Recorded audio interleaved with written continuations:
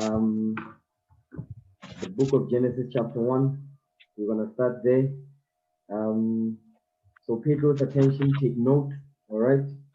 We're going to open up with the book of, give me the book of Hosea 12. Hosea 12 and verse 10. Hosea, actually, you know what? Give me the book of Amos. Amos chapter 3. Amos 3 verse 7. Give me Amos chapter 3.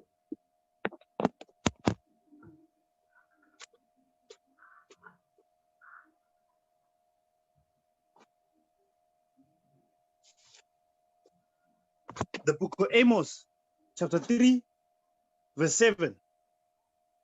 Surely the Lord God will do nothing, but he revealeth his secret unto his servants, the prophets. So it says, the Lord God will do nothing, but he revealeth his secret unto his servants, the prophets. He revealeth his secret unto his servants, the prophets. Give me the book of Deuteronomy 29. Deuteronomy chapter 29, verse 29. With that, the book of Deuteronomy chapter 29, verse 29. The book of Deuteronomy, chapter 29, verses 29. Come on. The secret things belong unto the Lord our God, but those things which are revealed belong unto us. But those things which are what? But those things which are revealed. But those things which are revealed, come on. Belong unto us and to our children forever. Come on. That we may know, that we may do all the words of this law. You see that thing? It says, but those things which are revealed belong unto us and our children forever. So the Lord will reveal his secrets unto the prophets, and the prophets will teach the people, including the children. You understand? Go back to Amos 3 verse 7. Amos chapter 3 verse 7.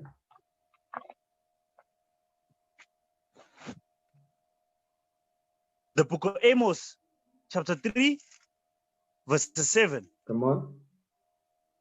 Surely the Lord God will do nothing, but he revealeth his secret unto his servants, the prophets. So the Lord reveals his secrets unto his servants, the prophets. And the way he speaks to the prophets, give me the book of Hosea 12 now, verse 10. Hosea 12 verse 10. Hosea chapter 12 verse 10. The Lord revealed his secrets unto his servants, the prophets. And the way the Lord spoke to the prophets from the beginning of time unto this day, okay, is through similitudes, parables, dark sayings, and proverbs. You understand? And visions.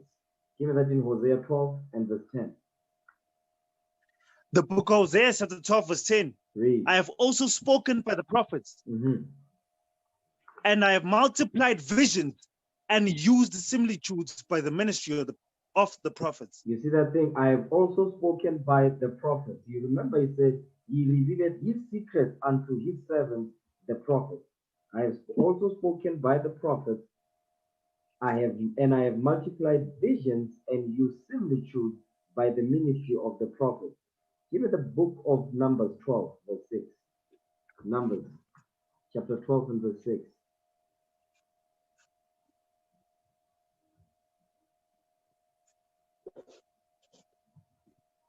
The book of Numbers, chapter 12, verse 6.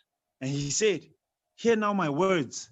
If there be a prophet among you, I, the Lord, will make myself known unto him in a vision, and will speak unto him in a dream. You see that thing? It says, I, the Lord, I, the Lord, will make myself known unto him in a vision. I will make, the Lord says, he will make himself known unto that prophet in a vision, and he will speak unto him in a dream. You understand? So the Lord will speak to, he speaks to the prophets in various forms. He uses visions and dreams, use similitudes and parables, and proverbs and dark sayings. You understand? Go back to Hosea 12, verse 10.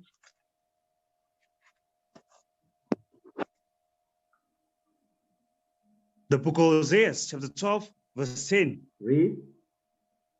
I have also spoken by the prophets, and I have multiplied visions and used similitudes by the ministry of the prophets. Come on. Read that again. Is there iniquity? I'm sorry, read verse 10 again. The book of Hosea, chapter 12, verse 10.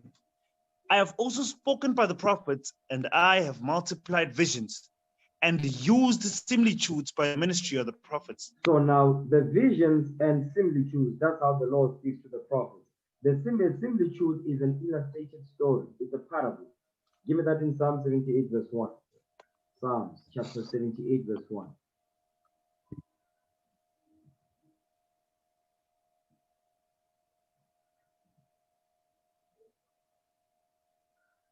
The book of Psalms, chapter 78, verse 1.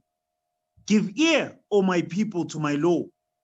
Incline your ears to the words of my mouth. It says, incline your ears to the words of my mouth. Meaning the things that you must pay attention to and listen to is the words of the Lord's mouth. This Bible. Give me that in Ecclesiastes chapter 16 verse 24.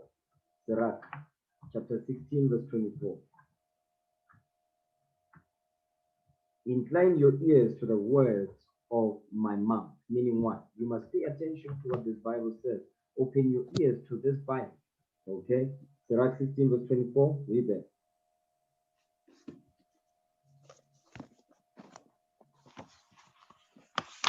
The book of Ecclesiastes, chapter 16, verses 24. Read. My son, hearken unto me and learn knowledge, and mark my words with thy heart. You see what it's saying? It says, mark my words with thy heart. Mark my words with your mind. Which words? The words of this law. You understand? The words of this law. Verse 24 again. The book of Ecclesiastes, chapter 16, verse 24. My son, hearken unto me and learn knowledge, and mark my words with thy heart. You see that thing? Mark my words, the words of this law, the words of this Bible. That's what you're supposed to listen to. That's what you're supposed to put in your mind. Okay? Go back to Psalm 78, verse 1 again. The book of Psalms, chapter 78, verses 1. Read. Give ear, O my people, to my law. Incline your ears to the words of my mouth. Incline your ears to the words of my mouth. Read on. I will open my mouth in a parable. I will utter dark sayings of old. Read that again, verse 2. The book of Psalms, chapter 78, verse 2. I will open my mouth in a parable. I will utter dark sayings of old. So the Lord says he will open his mouth in a parable. He will utter dark sayings of old. Because the way the Bible is written, there are things that are written plainly. There are those that are written in deep, dark mysteries. You understand?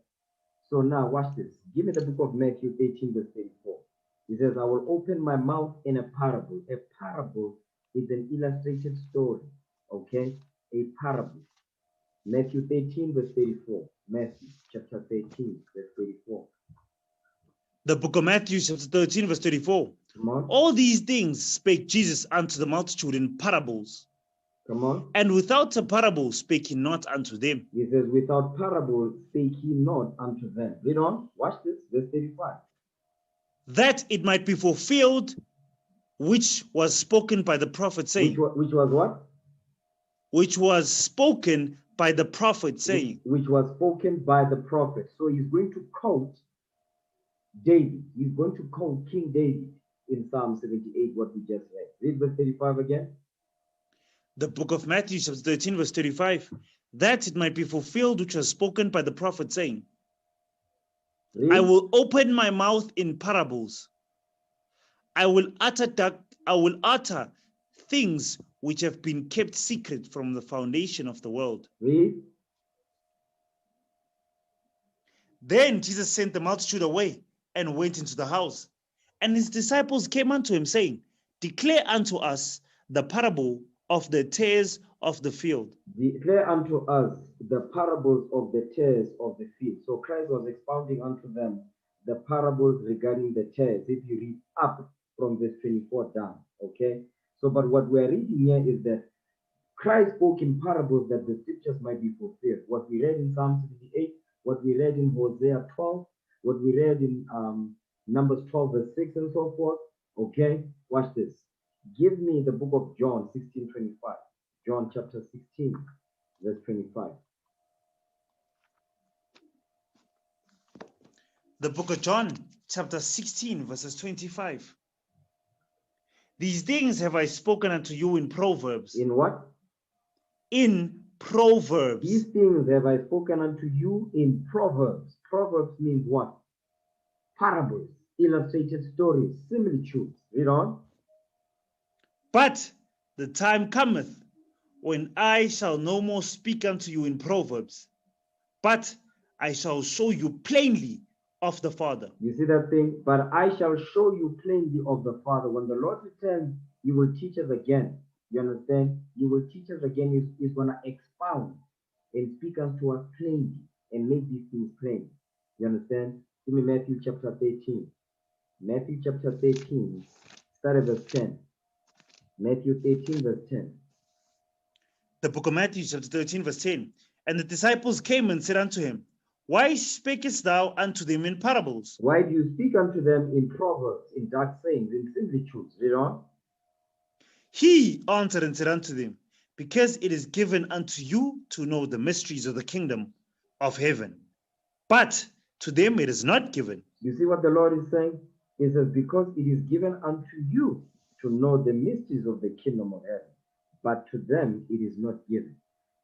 The mysteries of the kingdom of heaven is given to those that humble down to what is written in this Bible. You understand? If you humble down to what this Bible says, you will receive the parables of knowledge. Give me that in Sirach chapter 1. Ecclesiasticus chapter 1 verse 25.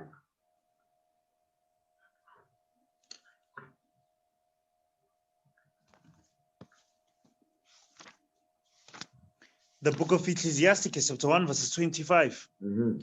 The parables of knowledge are in the treasures of wisdom, but godliness is in an abomination to a sinner.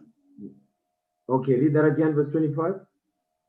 The book of Ecclesiasticus, chapter 1, verse 25. The parables of knowledge are in the treasures of wisdom, but godliness in an abomination to a sinner. But godliness is an abomination to a sinner. It says the parables of knowledge are in the treasures of wisdom. So the parables of knowledge is what? Is these dark sayings. Those are the parables of knowledge. Okay? It says the parables of knowledge are in the treasures of wisdom. Because wisdom is a treasure. Like the class we went over a couple of days back, you're gonna find if you seek after the wisdom of the Lord, the laws of God like unto treasure, you're gonna understand the parables of knowledge. You understand? And when the prophets bring them out, you will be able to understand them as well. Jump up to verse 23. Verse 23, Sirach 123. A patient man will bear for a time, and afterward joy shall spring up unto him. Because in this walk, you need to be patient. Don't try to ask for wisdom and knowledge that you will not be able to receive or your spirit will not be able to handle. You understand? Verse 23 again. The book of Ecclesiasticus, chapter 1, verse 23. A patient man will bear for a time, and afterward joy shall spring up unto him. So now remember, it says, a patient man will bear for a time. Watch this.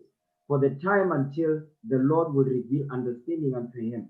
For the time until the parables of knowledge will be declared unto him. Watch this. Give me the book of Sirach, chapter 20, verse 32. We coming back here. Ecclesiasticus, chapter 20, verse 32. The book of Ecclesiasticus, chapter 20, verses 32. Necessary patience in seeking the Lord is better than he that leadeth his life without a guide. You see that thing? Necessary patience in seeking the Lord. You need to be patient. And patience is necessary in seeking the Lord. You're not going to seek the Lord without being patient. You need to be patient and wait. Study, to be quiet. Gather understanding. Follow instruction and counsel. Then the Lord will declare the parables of knowledge unto you. Go back to Sirach 123.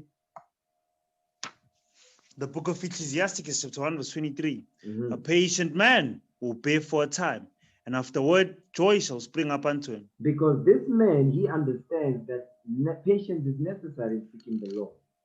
You understand? It's necessary. So it says, and afterward joy shall spring up unto him.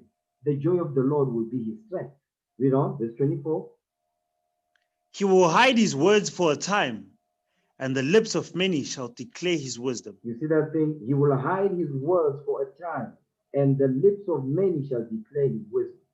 You understand? For instance, if you look at us, we've been in the shadows for a while. I'm talking about us as a camp. Now, the stuff is starting to go out now, okay? The laws of God, the Most High God is allowing us to put our stuff out there. And guess what? Slowly, when I start to see, people are starting to notice what's going on. You understand? Read that again, verse 24. The book of Ecclesiastes, chapter 1, verse 24. Read. He will hide his words for a time, and the lips of many shall declare his wisdom. You see that thing right there? Because only a patient man will be able to understand this thing. He understands that it's a process to learn this book. All right? Read verse 26 now. Come on. If thou desire wisdom, keep the commandments. That's the secret sauce right there. If you desire wisdom, keep the laws of God. Keep the commandments. Apply. Read. And the Lord shall give her unto thee. And the Lord will give her unto you, will give wisdom unto you. You know? For the fear of the Lord is wisdom. For the what? For the fear of the Lord is wisdom. For the fear of the Lord is wisdom. So the first thing you must do first, you must fear the Most High God. Give me that in Psalms 119, verse 120. Psalms 119, verse 120.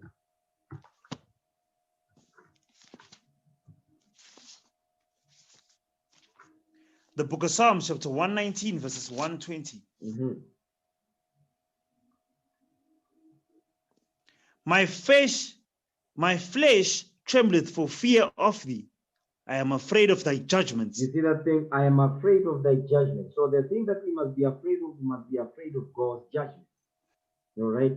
That is the first thing that must come upon us. The first thing that the Lord requires of us is fear.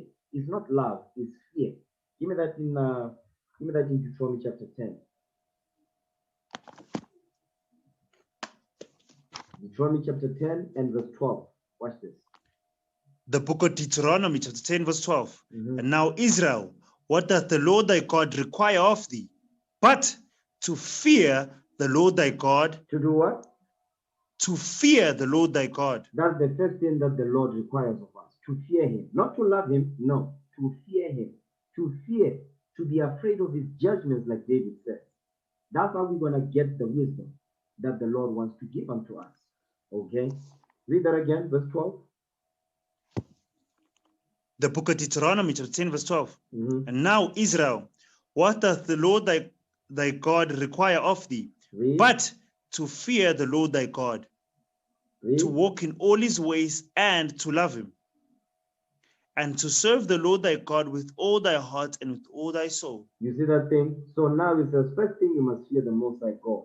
Then the second thing is, you must walk in all the ways of the Most High God. Then the third thing says, and you must love him. So notice where the love part is on the face, it's set on the left. Okay, the first thing is fear. The second thing is walk in all his ways and love him. Then serve the Lord thy God with all thy heart and with all thy soul. That is what the Lord requires of us. Go back to Sirach now, chapter 1, verse 27. The book of Ecclesiastes, chapter 1, verses 27. Come on. For the fear of the Lord is wisdom and instruction, and faith and meekness are his delight. You see that thing? He's letting you know what the Most High is delighted in. The Lord is delighted in faith, meekness. You understand?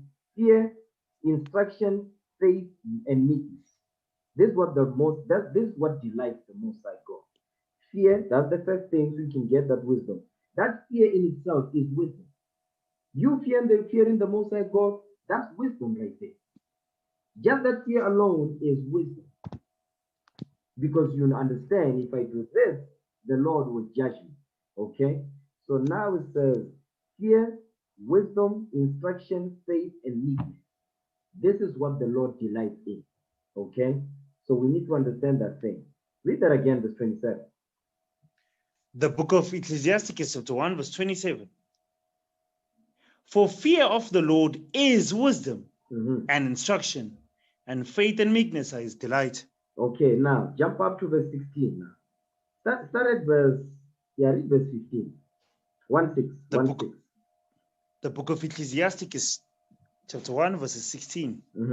To fear the Lord is fullness of wisdom, and filleth men with the fruits. You see that thing? The fruit is what we read in Galatians 5:22. Read that again, verse 16.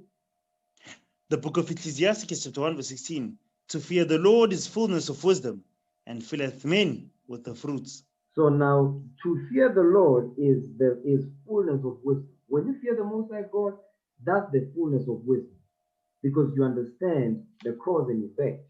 Okay, and it says, "And filleth man with her fruits," because the more you apply, the more you move in the spirit of meekness and fear.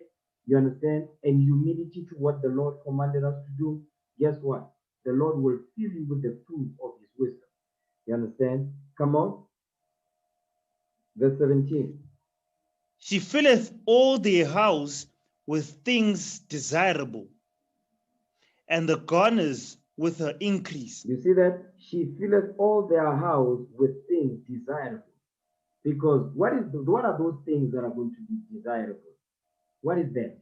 Honor, integrity, understanding, knowledge of the scriptures. You understand? Being able to raise men and women in these truths to be able to apply God's commandments, teaching marriage, teaching family, how to raise up your children, how to be a wife, how to be a woman. You understand? How to be a sister in the truth, how to be a husband, how to be a father, how to be a brother, how to be a leader in the nation of Israel. You understand? Those are desirable things. You understand? Because guess what? That is the requirement for us to get the kingdom, to gather ourselves together, to gather people together in the spirit of Christ. One mind, one spirit, one judgment. You understand? Read that again, verse 17. The book of Ecclesiastes, chapter 1, verse 17. She filleth all their house with things desirable, and the garners with the increase. Come on. The fear of the Lord is a crown of wisdom, making peace and perfect health to flourish. Read. Both which are the gift of God, and it enlargeth their rejoicing that love him. You see that thing? The fear of the Lord is a crown of wisdom. When you fear the Most High God, you're going to get a crown of wisdom, making peace and perfect health to flourish. Because when you have that crown of wisdom, when you have that fear of the Lord, the Most High will bestow a crown of wisdom upon you. You're going to make peace and perfect health to flourish among brothers and sisters. You understand? Both which are the gifts of God. So peace, perfect health, you understand? That is the gift of the Lord right there. And joy. That's the gift of the Most High God. So in order for the Most High God to be able to bless us with the fruits of His wisdom, we need to fear Him. Guess what? We also, when we do that, the Lord will open His parables, His understanding unto us, His mysteries unto us, so we may be able to declare them to our children. Give me that in Psalm 78, verse 5. Actually, give me Psalm 78, verse 3. Psalm 78, verse 3. Read that very quick. The book of Psalms, 78, verse 3. Which we have heard and known, and our fathers have told us. And our fathers have told us. Read on. And will not hide them from their children, showing to the generation to come the praises of the Lord and his strength and his wonderful works that he hath done. Come on. For he established a testimony in Jacob and appointed a law in Israel, which he commanded our fathers that they should make them known to their children. You see that thing? Our job is to command the laws of God to our children. But in order for the Most High to bestow that wisdom and understanding unto us, we need to fear him so the Lord can pour out his wisdom, his infinite wisdom in our spirit, so we can declare that wisdom to our children. And they will declare them to their children after them. Generational wealth of knowledge and understanding. That's how we're going to be able to be exalted above all nations on earth. We need to do those things first. Keeping of the commandments, the fear of the Most High God, so the Lord can exalt us from our low estate. You understand? Okay. Now, let's get into the book of Genesis now. I went all of that so that we can build up a case to understand that the Most High God, he will expound unto us his parables, his mysteries unto us, only if we are faithful to his word. We fear him. We move in the spirit of meekness. Okay? Watch this. Give me the book of Genesis chapter 1. Genesis chapter 1 verse 1. Let's start there. The book of Genesis chapter 1 verse 1. The book of Genesis, chapter 1, verse 1. Mhm. In the beginning, God created the heaven and the earth. Read that again. The book of Genesis, chapter 1, verse 1. Read. In the beginning, God created the heaven and the earth. In the beginning, God created the heaven and the earth. Now, give me John chapter 1, verse 1 real quick. John chapter 1, verse 1. It says, in the beginning. Now, this is the beginning of the creation account, the creation that we can see. Okay? John chapter 1, verse 1. Let's start this.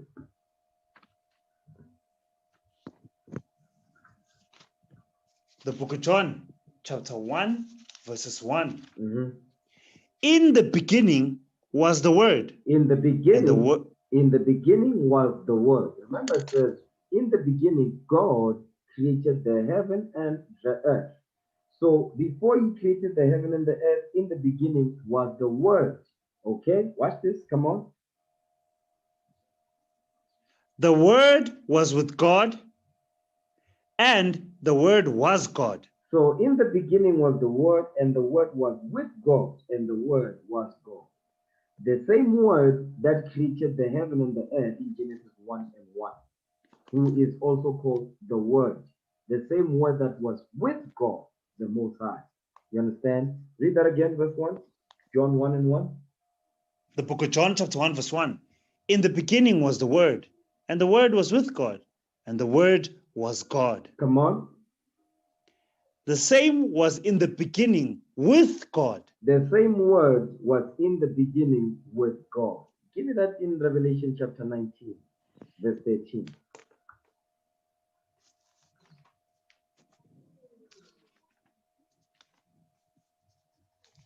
The book of Revelations, chapter 19, verses 13. And he was clothed with a vesture dipped in blood, and his name is called the Word of God. His name is what? His name was called, then his name is called the Word of God. Read that again. The book of Revelation, chapter 19, verses 13. And he was clothed with a vesture dipped in blood, and his name is called the Word of God. His name is called the Word of God. Now watch this. Go back to John chapter 1. John chapter 1, verse 1 to verse 2 again. The book of John, chapter 1, verse 1. In the beginning was the Word, and the Word was with God, and the Word was God. Come on. The same was in the beginning with God. The same was in the beginning with God. Give me the book of Colossians chapter 1, verse 15. Colossians 1, verse 15.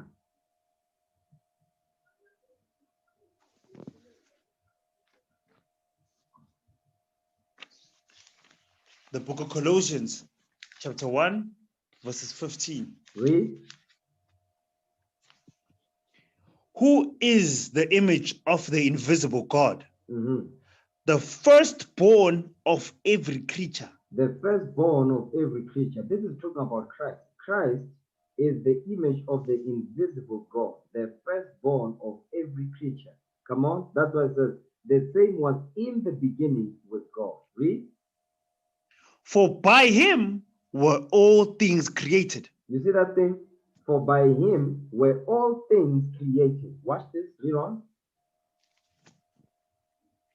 That are in heaven and that are in earth, visible and invisible, whether they be thrones or dominions or principalities or powers. All things were created by him and for him. You see that thing? All things were created by him and for him at the command of the Most High. Read on.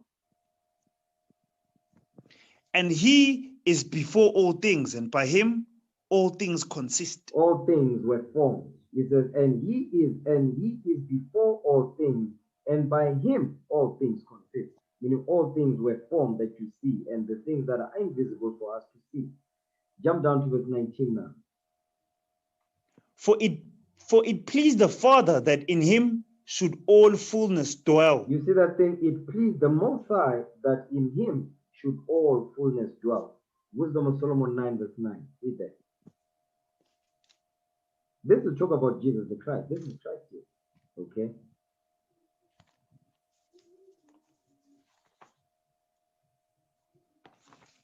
Wisdom of Solomon, chapter 4, verse 9. No, chapter 9, verse 9. Wisdom of Solomon 9, verse 9.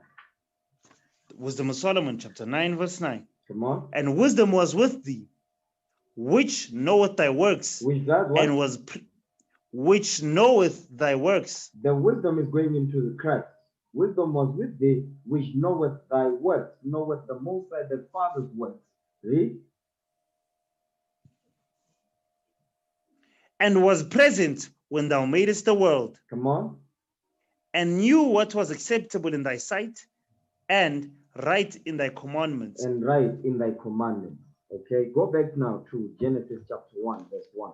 Now that we have a picture of what it means when it says, in the beginning, God created the heaven and the earth, we understand what that means now. Okay, Genesis 1, verse 1. The book of Genesis, chapter 1, verse 1. Read. In the beginning, God created the heaven and the earth. We know that was Christ. Read on, verse 2. And the earth was without form and void, and darkness was upon the face of the deep, and the Spirit of God moved upon the face of the waters. And God said, let there be light, and there was light. Okay, so now, read up to verse 5. Then we're going to go back and we're going to take it slow. The book of Genesis, chapter 1, verse 2. And the earth was without form and void, and darkness was upon the face of the deep, and the Spirit of God moved upon the face of the waters. And God said, let there be light, and there was light. And God saw the light, that it was good. And God divided the light from the darkness. And God called the light day, and the darkness he called night. And the evening and the morning were the first day. So now, let's read verse 2 again. Verse 2. The book of Genesis, chapter 1, verse 2. And the earth was without form and void. Stop right there. And dark. And the what? And the earth was without form and void. The earth was without form and void. The earth was without form and void.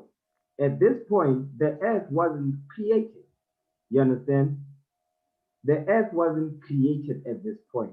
But it says the earth was without form, meaning what? It didn't have any particular shape. It was in a form of what? That earth was in a form of elements. The earth was in a form of elements. Okay? It's going to come clearer as we read. But it says the earth was without form and void. Without form and void. Okay, so I'm going to share my screen real quick so we can understand. 1 second. Let me share my screen so we can all see what we are looking at. All right. Okay, so read that. The definition of form. Read that. The definition of the word form. Noun, shape. The visible shape.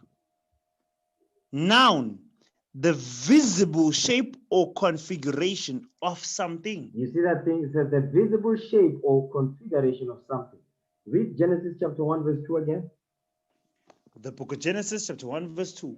And the earth was without form and void. Okay, the earth was without form and void. So it was without a visible shape or configuration. So you couldn't see, but it was there in a form of what? It's going to become clear what form it was. You understand? It wasn't the secular shape that you see today. You understand? At this point in time of creation. You understand? So that's what it says. That's what it says. The earth was without. Okay? It was without form and void. It was without form and void. Okay, let me get the definition of void also.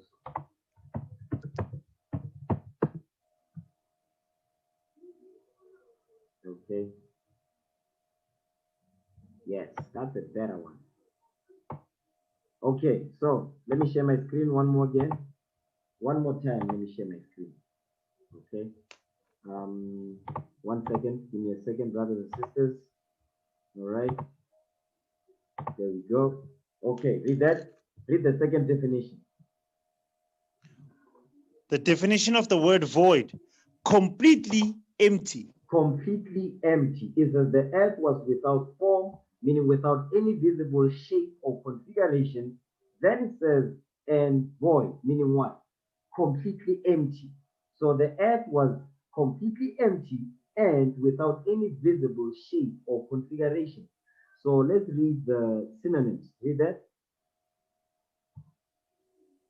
Empty, Mhm. emptied, vacant, without contents, Without content, read. containing nothing, Containing nothing. blank, bare, clear, Read that part. unfilled. Unfilled. Now watch this. Read the next definition now. Now, this one. The definition of the word void, noun, a Uh-huh. completely space. A completely empty space. Read that again. The word void, noun, a completely empty space. A completely empty space. That's why even in science they say no, in empty space, in outer space. Okay, that's the void is making reference to. Gap. Okay, read the synonyms. Gap, space, vacuum, Vacuum. nothingness. Nothingness. Nothingness. Okay, nothingness. So now go back to Genesis now, chapter 1, verse 2 again. Genesis The book of chapter 1, verse Genesis, 2. chapter 1, verse 2. Mhm. And the earth was without form and void. So now we understand what that means. The earth was without form. The earth was without any visible shape or configuration, and void, empty space, nothingness. All right? Read on now. And darkness was upon the face of the deep. And darkness was upon the face of the deep. Darkness was upon the face of the deep. So it was darkness. So the beginning was darkness. It began with darkness. You understand? That's why in science they say dark matter. Okay, dark matter in theoretical physics. In theoretical physics, they mention things like dark matter. Okay, read that again. And what? And darkness. And the spirit of and darkness was upon the face of the deep. So now it says, and darkness was upon the face of the deep. So when they say dark matter, but we know matter is anything that occupies space. You understand? So there is matter, but it's just that you can't see. It wasn't anything visible, meaning in terms of a shape or whatever. It wasn't like that. That's why it says, and darkness was upon the face of the deep. The deep is making reference to deep space. That's what they call it today, deep space. Okay? Let's deal with that darkness for a second. Give me that in 2nd Ezra chapter 6. 2nd Ezra chapter 6. Brothers and sisters, let me know if I'm going too fast, okay? 2nd Ezra chapter 6 and verse 38. Read that.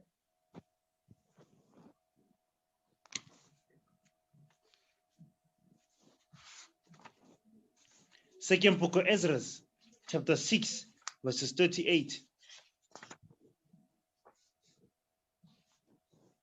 Come on. And I said, O Lord, thou spakest from the beginning of the creation, even the first day, and said thus, let heaven and earth be made, and thy word was a perfect work. And thy word was a perfect work. So Ezra is rehashing the creation account.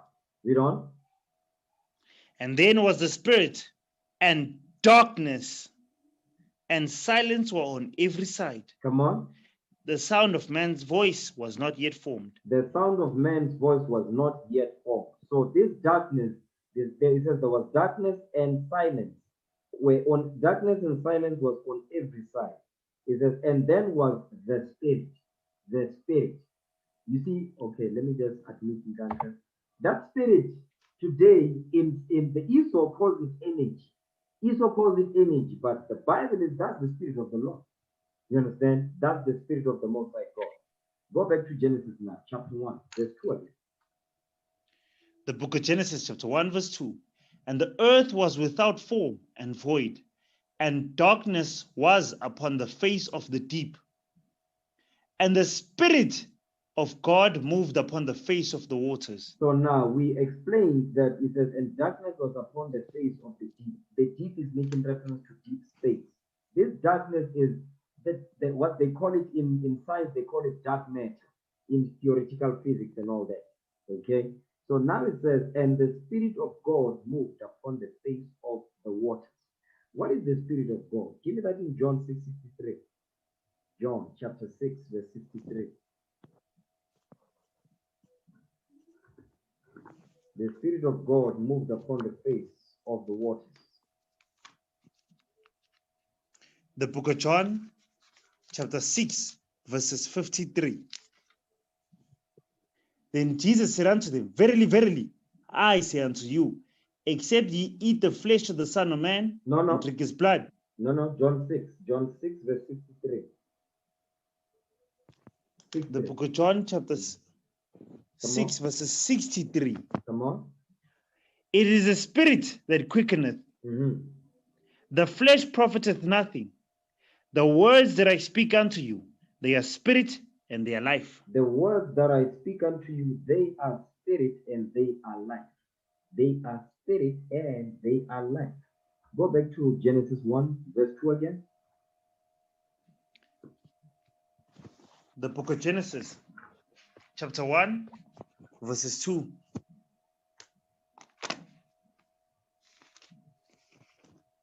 And the earth was without form and void, and darkness was upon the face of the deep, and the Spirit of God moved upon the face of the waters. And the Spirit of God moved upon the face of the waters.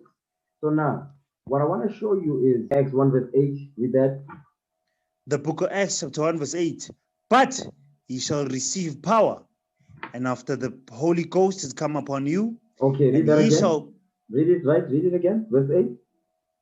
The book of Acts chapter 1 verse 8. Come on. But ye shall receive power. Ye shall what? Receive power. Ye shall receive power. Ye shall receive power. Come on. After that, the Holy Ghost is come upon you. So this power is the Holy Ghost.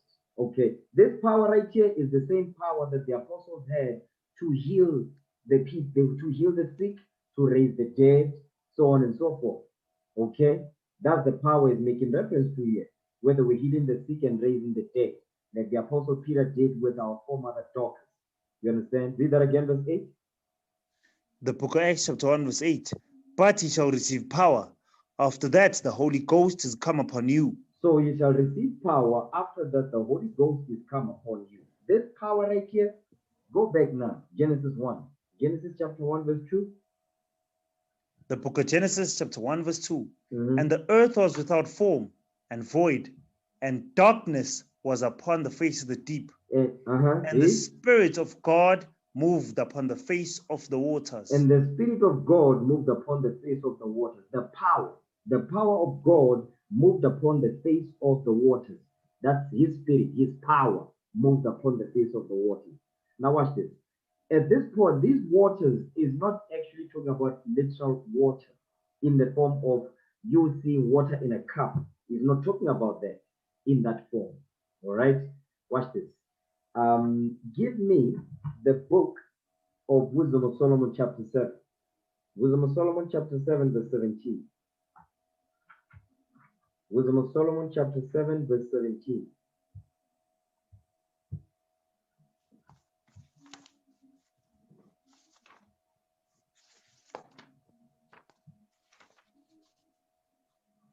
Wisdom of Solomon chapter 7 verses 19. 17 verse 17. 7 verse 17. Come on.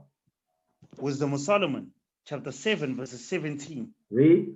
For he hath given me certain knowledge of the things that are, namely, to know how the world was made, and the operation of the elements. So now King Solomon he was given the greatest wisdom on earth. You understand? It says the Lord is professing the mercy that the Lord had on him, of the wisdom that he bestowed on him. That wisdom, it says, he's given him such a knowledge of the things that are. Namely, he's going to give you those things to know how the world was made, meaning Genesis, the creation account, and the operation of the elements. How the elements was manipulated to form the things that you and I can see. Those elements, guess what? Watch this. I know I'm jumping ahead, but you know what? Go back to Genesis 1, Genesis chapter 1, and verse 2 again. I'm going to read 2, then I'm going to pass 2. Okay? There's something I want to do. I'm going to go back to this. Genesis 1, Genesis chapter 1, verse 2 again. The book of Genesis, chapter 1, verse 2. Mhm. And the earth was without form and void, and darkness was upon the face of the deep. And the Spirit of God moved upon the face of the waters. And the power of the Most High moved upon the face of the waters. We're going to come back to those waters. You know? And God said, let there be light, and there was light. Let there be light, and there was light. Watch this. You know? And God saw the light, that it was good, and God divided the light from the darkness. So now remember, now the sun was not created on the first day. The sun was created on the fourth day. So at this point, the Most High God, remember, it started as darkness. It's darkness. So now the Most High God is separating the darkness. That was the beginning. He's going to separate that darkness by creating light to separate the darkness with the light that he will create. All right. So now it says, and God said, let there be light, and there was light. And God saw the light, that it was good, and God divided the light from the darkness. Now watch this. Give me the book of 2nd Ezra, chapter 6. Give me 2nd Ezra. We're gonna go back to Wisdom of Solomon, but I'm gonna use this route so that brothers and sisters can get it. 2nd Ezra chapter 6. Read verse 39. Okay, 2nd Ezra 6, verse 39. Watch this. Second book of Ezra, chapter 6, verses 39. Come on.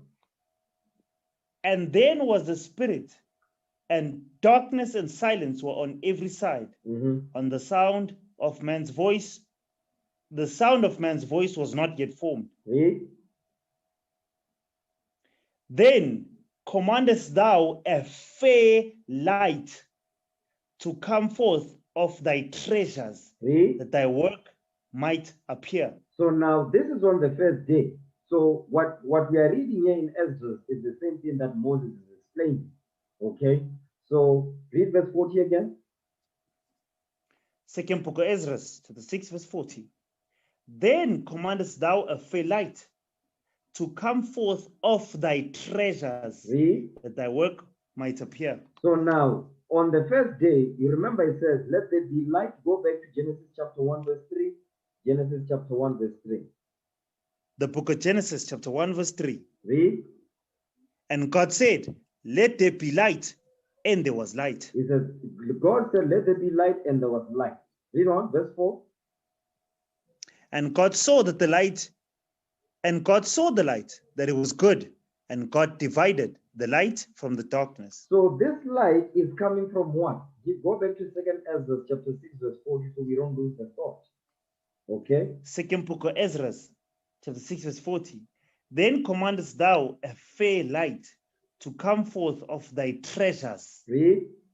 that thy work might appear. So this light is not the type of light that we read about on the fourth day, when the sun was created, the moon, and so forth. No, it says this was a fair light.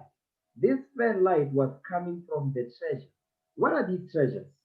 Go back to Wisdom of Solomon now. Wisdom of Solomon chapter 7, verse 17. Let's find out what these treasures are, where this fair light is coming from. This fair light is emanating, was created off of these treasures. Wisdom of Solomon chapter 7, verse 17.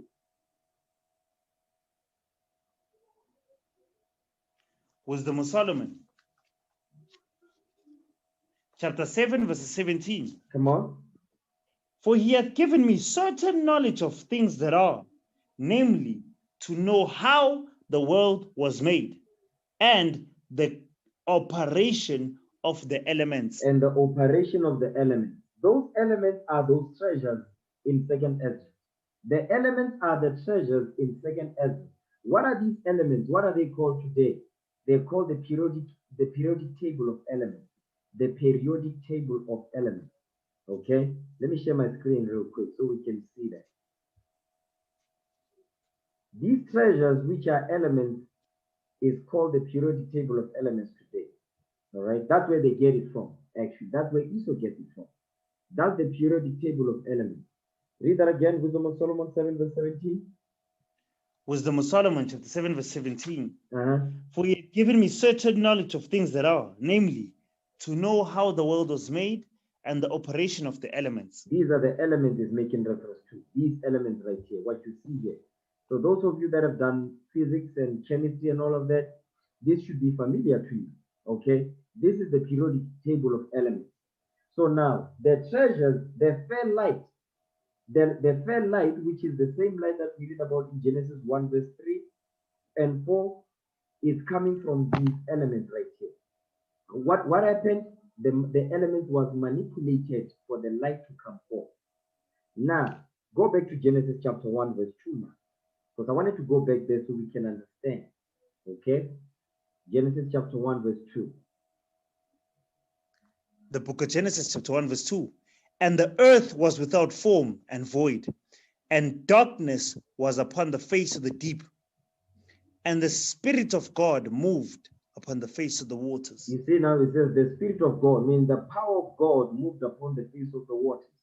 So now these waters, they are in the form of elements.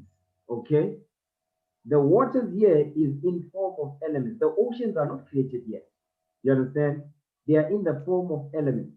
So now when you look at the periodic table of elements, that element right there, that's oxygen. You see that thing? Where's that hydrogen? Be number one. It's supposed to be here, right? Let me look at this. Yes, sir. There it is right there. That's hydrogen, that's oxygen. Okay? So these are the elements that have formed the waters. But the waters were in a form of these elements that you see here. Hydrogen and oxygen. 2-part hydrogen and 1 oxygen. All right? Now, I want you to read this thing. Read that. How to make water from hydrogen and oxygen. How to make water from hydrogen and oxygen. All right? Okay. So now read that. The first paragraph. Water is the common name of hydrogen monoxide. No, read that again. Read it right. Water is the common name for dihydrogen monoxide. Or H2O. Or H2O. 2 hydrogen, 1 oxygen. When you fuse them together, they form what is called today water that you can put in a bottle. Okay. But in Genesis 1 verse 2, it was not in the form of water in a cup that you see. It was in a form of what? It was in a form of elements, the operation of elements. The fair light that came forth, it was also by the manipulation of elements. The operation or manipulation of those elements created the fair light. You understand? Okay. Okay, so read on now. The molecule. The molecule is produced from numerous chemical reactions, including the synthesis reaction from its elements, hydrogen and oxygen. Come on. The balanced chemical equation for the reaction is yes, whatever. 2H. Come on. How to make water? How to make water? In theory, it is easy to make water from hydrogen gas and oxygen gas. So, hold on. In theory, it's easy to make water from hydrogen gas and oxygen gas.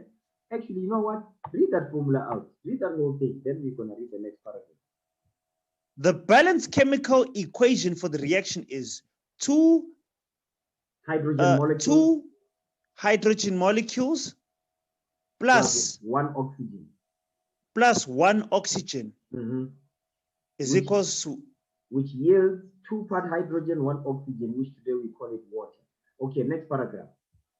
Start with the heading. In theory, how to make water? Come on. In theory, it is easy to make water from hydrogen gas and oxygen gas. Okay, so this hold on. These are, so hydrogen is a gas, oxygen is a gas. Read on. Mix the two gases together and a spark Add. Pay attention. Come on. Mix the two gases together. Add a spark or sufficient heat to provide the activation energy Come on. to start the reaction. And presto, instant water. Stop right there. Read that part again. Mix the what? Mix the two gases together. Add a spark or sufficient heat to provide the activation energy to start the reaction, and presto, instant water. So now remember that word, activation energy, right? Okay. So now, keep reading. Merely mixing. Merely mixing the two gases at room temperature, however, won't do anything. Come on. Like hydrogen and oxygen molecules in air don't spontaneously form water. Read. Energy Come on. must be supplied to break the covalent bonds that hold hydrogen and oxygen molecules together. You see that thing? It says it requires what? Energy. Energy is needed in order for these two molecules to bond to create water. Read on. The hydrogen cations, the hydrogen cations and the oxygen anions are then free to react with each other, which they do because of their electronegativity differences. Read.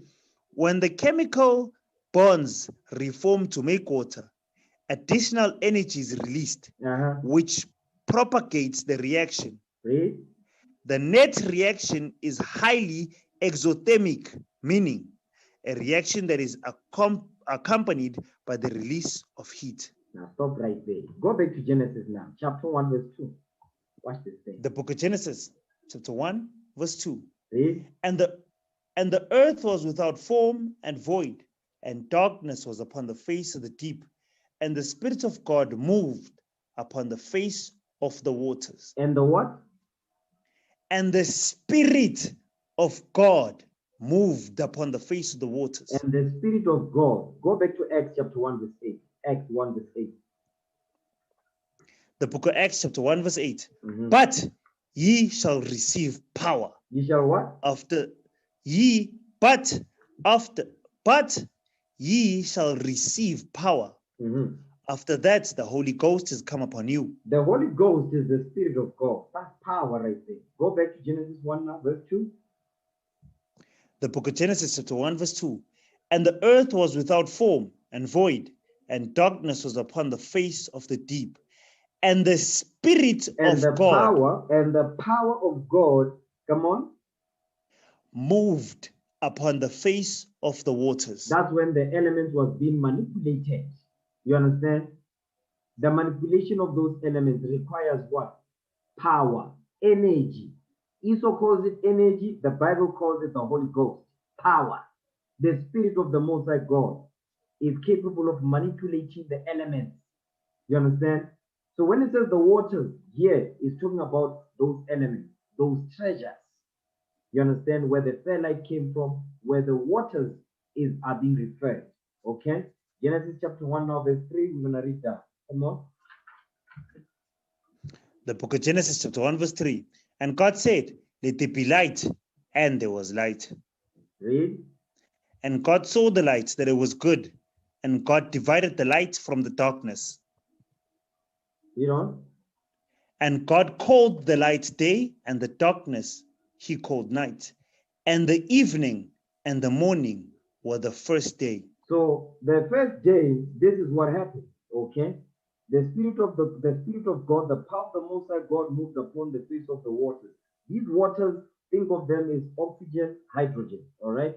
And God said, let there be light, and there was light. This light is also what? Manipulation of elements so that illumination can appear to separate darkness from the light that has just been made, from the treasure or the elements. Okay?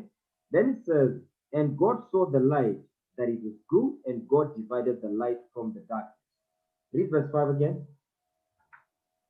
The book of Genesis, chapter 1, verse 5.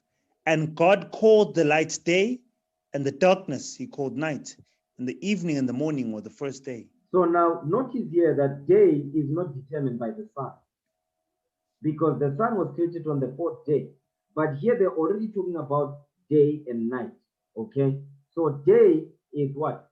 The light that you see. Darkness is the night. Okay? Is not determined by the sun according to what we're reading. Because the sun was created on the fourth day. This is the first day here. You understand? This is the first day of creation. Read on now, verse 6.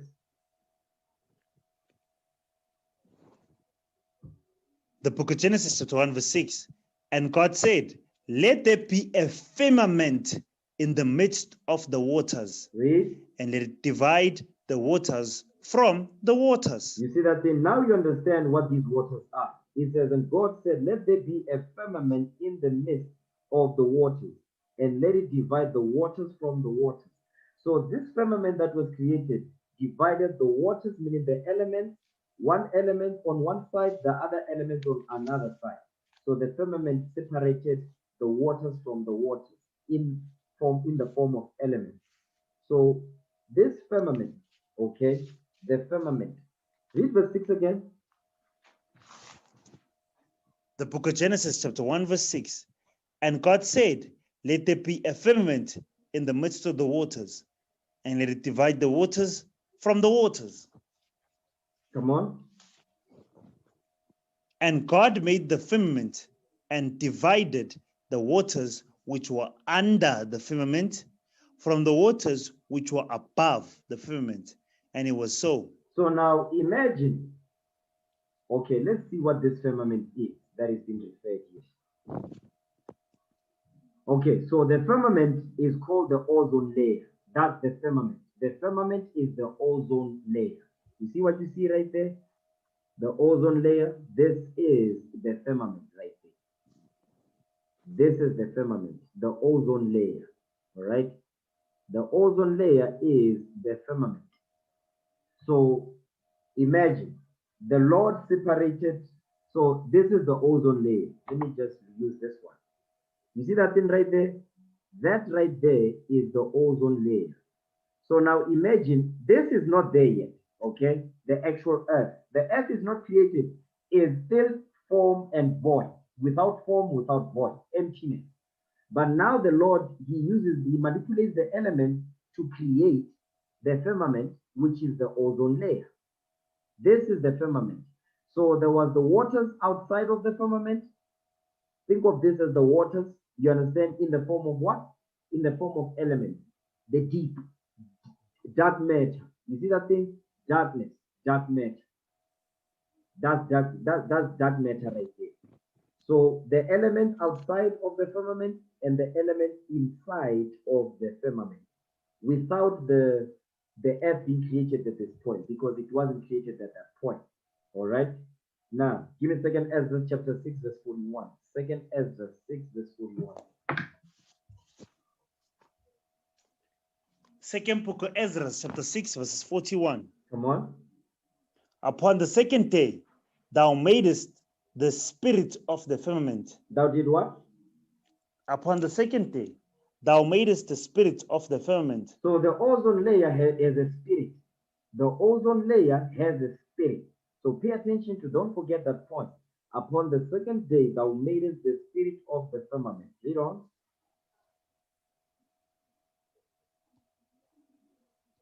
And commandest it to part asunder, Mm-hmm.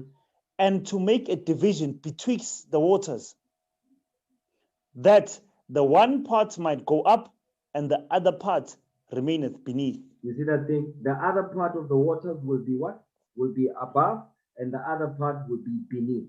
Inside the firmament, outside of the firmament. All right? Which is what? The ozone layer. This right here, that's the ozone layer right there. Now watch this thing. Let's see. Okay, so we're not going to read the whole thing, but I just want to touch on a few things. Read that. This is Wikipedia, the ozone layer. The ozone layer. Mm-hmm. The ozone layer or ozone shield is a region of Earth's stratosphere that absorbs most of the sun's ultraviolet radiation. Ultraviolet radiation. So the ozone layer is what? The job of the ozone layer is to what? Is to block UV radiation, ultraviolet light that is coming from the sun. Okay. And how does the ozone layer know how to regulate the amount of radiation that is coming inside the earth? How does it know that? Go back to 2nd Ezra 6 verse 41. Read that thing. Second book of Ezra, chapter 6, verse 41. Upon the second day, thou madest the spirit of the firmament. Stop right there. And Hold on. Thou madest the spirit of the firmament. The firmament has a spirit. The spirit of the Most High God is inside the firmament. Watch this. Give me Wisdom of Solomon 7.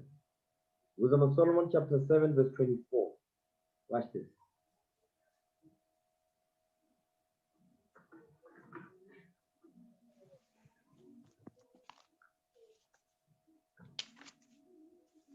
Wisdom of Solomon, chapter 7, verses 24. Read.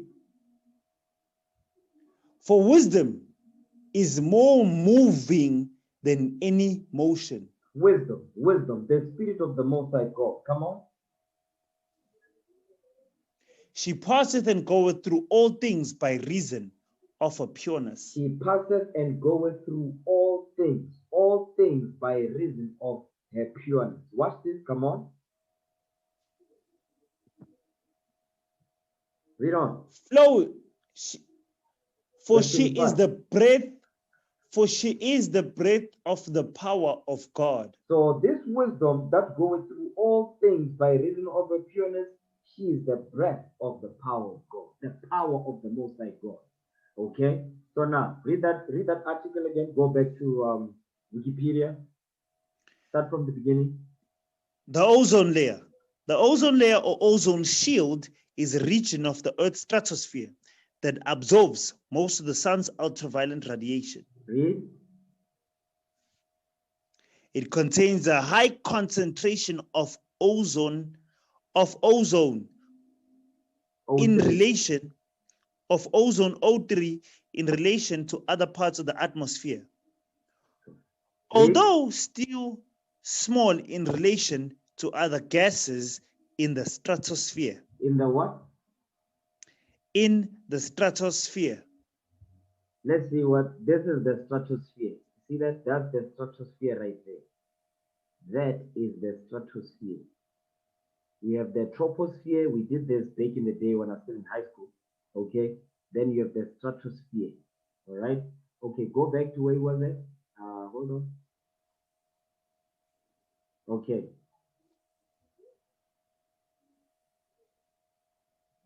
Read from the ozone layer. The ozone layer or ozone shield is a region of Earth's stratosphere that absorbs most of the sun's ultraviolet radiation. So now, the ozone layer's job is to what? Is to protect, is to cover the earth. You understand? What's going to ultimately be the earth inside the firmament, because the Lord calls it the firmament. Let me just switch on the light.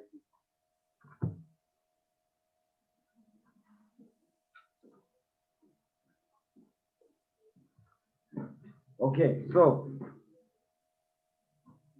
the ozone layer, like I was saying, the ozone layer is the firmament that we read about in Genesis 1. Okay, the ozone layer. So this ozone layer is the one that separates the waters from above, outside of the firmament, and the waters from within or beneath the firmament. Okay, which will ultimately be our dwelling place, the earth. All right. So now go back to Genesis now. Genesis, you can read the whole thing on your own. Go to Genesis chapter 1. Genesis chapter 1 and verse 6 again. Genesis 1 verse 6.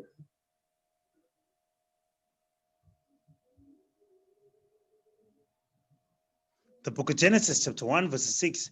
And God said, let there be a firmament in the midst of the waters, and let it divide the waters from the waters. Let it divide the waters from the waters. So you saw the firmament dividing the waters outside and the waters beneath or inside. Read.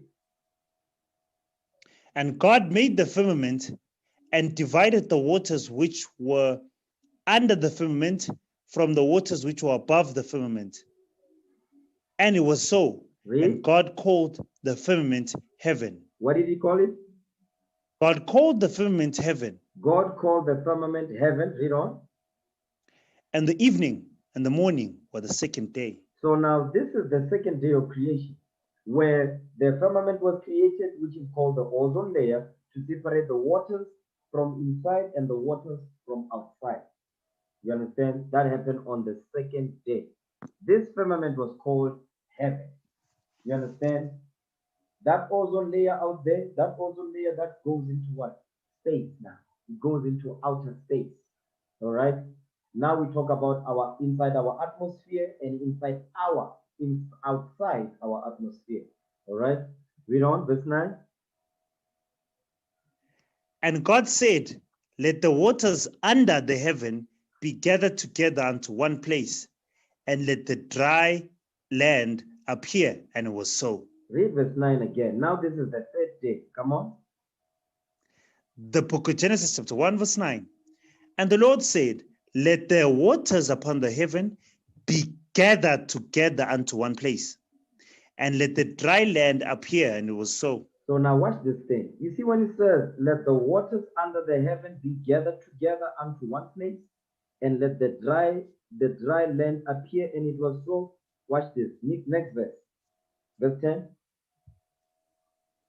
And God called the dry land earth. What did he call it? God called the dry land earth. God called the dry land earth. Come on. And the gathering together of the waters called he seas. And God saw that it was good. So now, watch this. You see verse 10. It says, God called the dry land earth, and the gathering together of the waters called he seas. And God saw that it was good. How did this happen? Watch this thing. Give me the book of 2nd Ezra. Wisdom of Solomon 7 verse 17 again. Because now remember now, we see on the third day, these waters now, when it says he gathered the waters together in one place and he later called them seas, the dry land he called it earth, that's when now the elements were being manipulated to cause or to form the actual waters that you see upon the seas. You understand? The oceans, the Atlantic Ocean, you understand, and so forth, the Persian Gulf and all of that. Yes. The Indian Ocean, so on and so forth. Okay? Wisdom of Solomon 7 verse 17. Read that.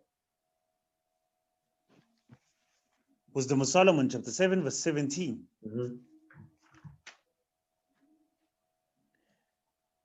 For he had given me certain knowledge of the things that are, namely, to know how the world was made and the operation of the elements. And the operation of the elements. So the elements were manipulated to form water. The water that you see that is filled the seas, yes, that's what the Lord did. The manipulation of elements, the operation of elements, those treasures, manipulation of treasures, because what? They need power. The power of the Lord, the Spirit of God moved upon them so that the seas that you see today can be formed. Okay? Go back to Genesis chapter 1 now. Genesis 1 verse 9. One more again. The book of Genesis chapter 1 verse 9. And God said, let the waters under the heaven be gathered together unto one place, and let the dry land appear. And let the dry land appear. So he's separating the waters now. Remember now, this is under the heaven. It says, let the waters under the heaven, meaning what? Meaning where? Under the firmament. That ozone layer. Under the firmament, under the ozone layer, okay? Be gathered together unto one place, let the dry land appear, and it was so. Read verse 10. And God called the dry land earth. God called the dry land earth. Earth. Let's go back to the picture so you can see it now. Okay. So now, what you're looking at here now, read verse 10 again so we can read 9 and 10 together so we can see what we're looking at. Okay. The book of Genesis, chapter 1, verse 9. Read. And God said, let the waters under the heaven be gathered together unto one place. Stop right and let there. the dry Hold on. Let the what? let the waters under the heaven be gathered together unto one place. So now, this waters under the heaven, what is this heaven called? Jump up to verse 8. The book of Genesis, chapter 1, verse 8. And God called the firmament heaven. What did he call it? The firmament heaven. God called the firmament heaven. Jump down to verse 9 again. And God said, let the waters under the heaven be gathered together unto one place. Let the waters under the firmament, which is called heaven, be gathered together unto one place. So this is now under the firmament. Okay, watch this. Read on. And let the dry land appear. Let the dry land appear. Hold on. Let the dry land appear. Read on. And it was so. Read. And God called the dry land earth. Stop right there. What did God call the dry land? God called the dry land earth. That's the dry land. You see that part right there? You see that? Today they are called continents.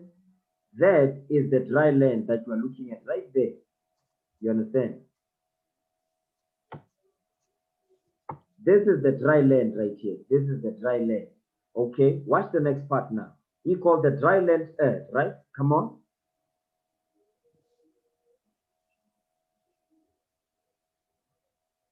Come on. And God called the dry land earth, and the gathering together of the waters called the seas. Stop right there. You see that? You see that part? Though that's the sea. That is the waters right there. That is the water. You see, the water is more in actual fact. You understand? It's more. Okay, read that part again. Verse 10. And God called the dry land earth, and the gathering together of the waters called the seas. And God saw that it was good. Now, watch this. You see, like the earth. Okay, give me the book of Isaiah, chapter 40, verse 22, real quick. Because now you see it's round now. Now it is with form. In Genesis chapter 1, verse 2, it was without form. At this point, in Genesis chapter 1, verse 10, the earth has form. It has got form now. Give me that in Isaiah 40, verse 22. Watch this.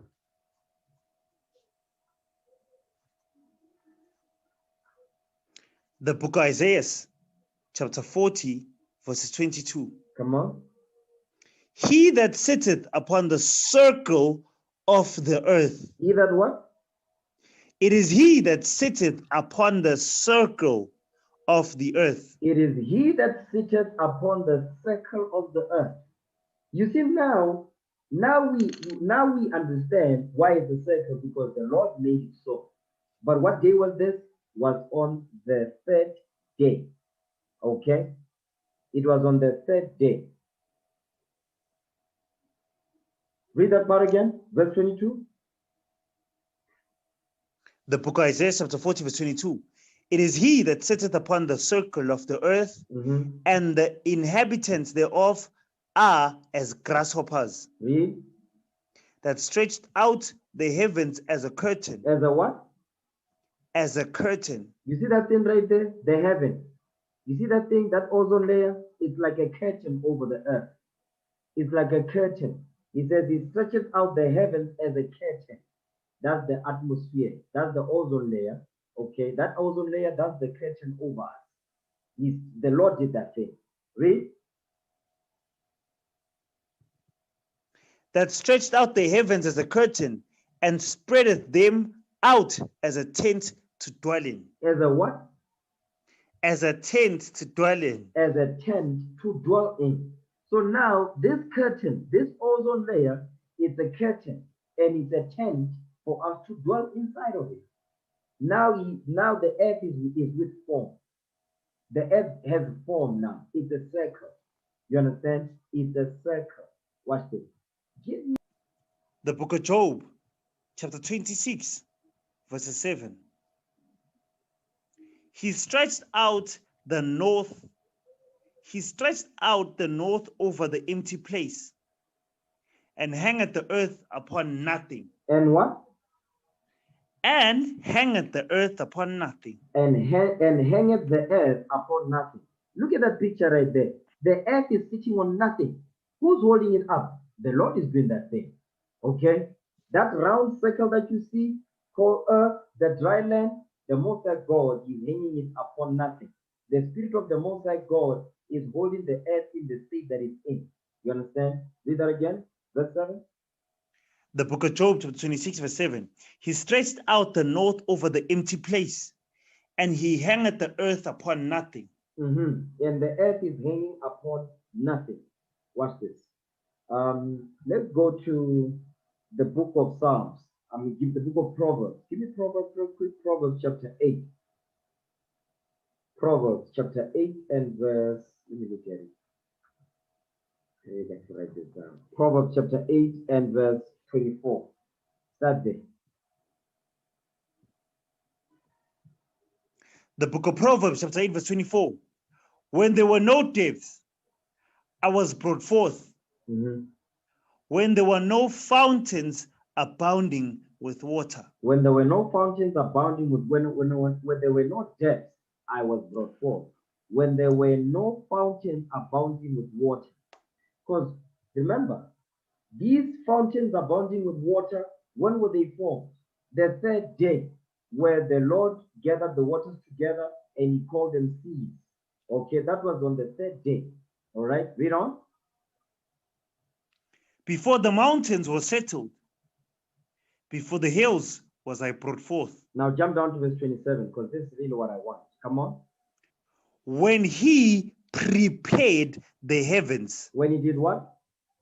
Prepared the heavens. When he prepared the heavens. So let's say the ozone layer, okay? The ozone layer, which is the firmament, which is called heaven. You understand? And then underneath that, our atmosphere, our sky, that's also heaven. You understand? Read. I'm just dealing with within our realm. Okay, within our realm, underneath the firmament. Read. Come on. Well, as when he prepared the heavens, I was there. When he set a compass upon the face of the depth. Okay, now read verse 27 again. One more again. The book of Proverbs, chapter 8, verse 27. When he prepared the heavens, I was there. When he set a compass upon the face of the depth. Come on, read. When he established the clouds above. Hold on. Wait. Read, I'm sorry. Read verse 27 again. The book of Proverbs, chapter 8, verse 27. Come on. When he prepared the heavens, I was there. When he set a compass upon the face of the depth. Now, watch this. Let me share my screen so we can see what a compass is, because this will destroy those dumb doctrine that people say, no, the earth is flat. The hell is this? Okay. Definition say compass. Definition of the word compass. Now. Now let's see. Archaic. We want the archaic definition. Read that. Archaic definition of the word compass. Verb. Go around something. Go round. Go round something in a circular course. In a what? In a secular course. In a secular course. In a secular course. Secular. A circle. Okay. Read that again. Proverbs 8:27 now. The book of Proverbs, chapter 8, verse 27. Read.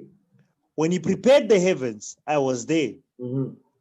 When he set a compass upon the face of the depth. When he set a compass upon the face of the depth. You understand? A compass is a secular shape. Now the earth has got form. It does not have void. It's got form now. You can see the shape of it. It's not without form and without void, but it's got form now. You understand? And it's not void anymore because there's oceans now in the earth. Okay? Now, let's go back. Now go back to Genesis chapter 1. Genesis chapter 1, verse 9 and 10. Again. The book of Genesis chapter 1 verse 9. And God said, let the waters under the heaven be gathered together unto one place, and let the dry land appear, and it was so. Read. And God called the dry land earth, and the gathering together of the waters called the seas. Read. And God saw that it was good. Okay, what verse you at? Verse 10, right? 10, sir. Okay, now, hold this. Give me second Ezra now. We coming back here. Give me second Ezra chapter 6, verse 42. Second Ezra chapter 6, verse 42. Watch this thing. We're still dealing with the third day. The third day, okay?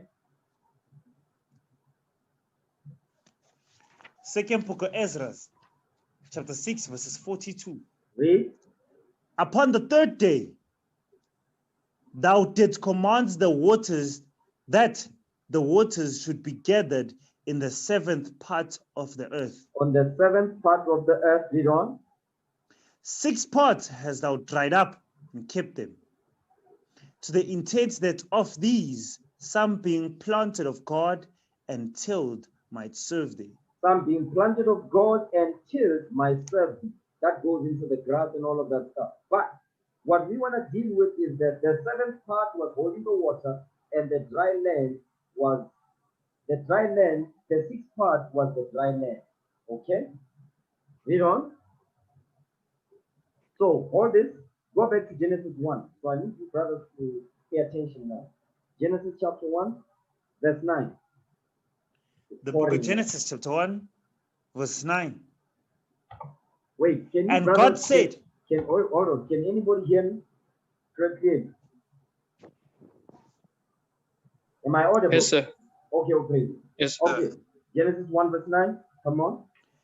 the book of Genesis chapter 1, verse 9. And God Read. said, let the waters under the heaven be gathered together unto one place. So And it says, let the waters under the heaven be gathered together unto one place. That's the seventh part in second Ezra 6, verse 42. Okay, read that again, verse 9. The book of Genesis chapter 1, verse 9. And God said, let the waters under the heaven be gathered together unto one place. So that's the seventh And- part. Read. And let the dry land appear. And it was so. So the dry land is the sixth part. The dry land is the sixth part. If you notice, the water, where the water is gathered is more than the dry land. You understand? That's why you see the where the water is, it says the seventh part, and where the dry land is, it says the sixth part, because they are not the same. They are not in like manner. Okay? Watch this. Keep reading. Let me see. Go back to second Ezra 6, verse 42 again. Second book of Ezra chapter 6, verse 42. Mhm. Upon the third day, thou didst command that the waters should be gathered in the seventh part of the earth. 6 parts hast thou dried up and kept them, to the intent that of these some being planted of God and tilled might serve thee. Read on. For as soon as thy word went forth, the work was made. As soon as the word of the Most High God went forth, the work was created. Read on. For immediately there was great and innumerable fruit and many and diverse pleasures for the taste, Come on. and the flowers of unchangeable color, Uh-huh. and odors of wonderful smell. Read. This was done the third day. So this was done the third day. So the fruit, the diverse pleasures of taste, flowers of unchangeable color, odors of wonderful smell, they were created the third day. Let's get some more details on that thing. Go back to Genesis now, chapter 1, verse 11. Genesis chapter 1, verse 11. The book of Genesis chapter 1 verse 11. And God said, let the earth bring forth grass, and the herb yielding seed, and the fruit tree yielding fruit No, and after his kind. okay, read that part again. And the what? And the fruit tree yielding fruit after his kind, Read. whose seed is in itself upon the earth, and it was so. On the sixth part. So on that sixth part, this is what was put on it. The things that the Lord planted. If you read second Ezra 6:42, it says, for the intent that of these some being planted of God and tilled might serve thee. Verse 11 again. The book of Genesis chapter 1 verse 11. And God said, let the earth bring forth grass and the herb yielding seed, Read. and the fruit tree yielding fruit after his kind, whose seed is in itself upon the earth, and it was so. Next verse.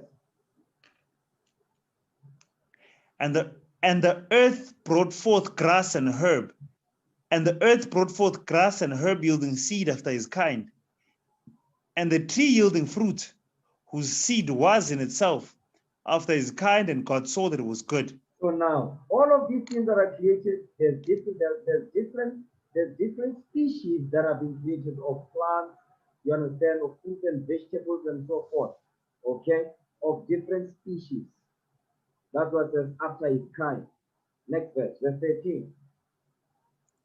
And the evening and the morning were the third day. The evening and the morning were the third day. So this was done the third day. Okay? Now give me Genesis chapter 1, verse 14 now. Let's go to the fourth day of creation. The book of Genesis chapter 1 verse 14. And God said, let there be light in the firmament of heaven to divide the day from the night. And let them be for signs and for seasons and for days and years. So now, on this day, this is the fourth day now. There's light that have been created now. Not the third light that we read in 2nd Ezra.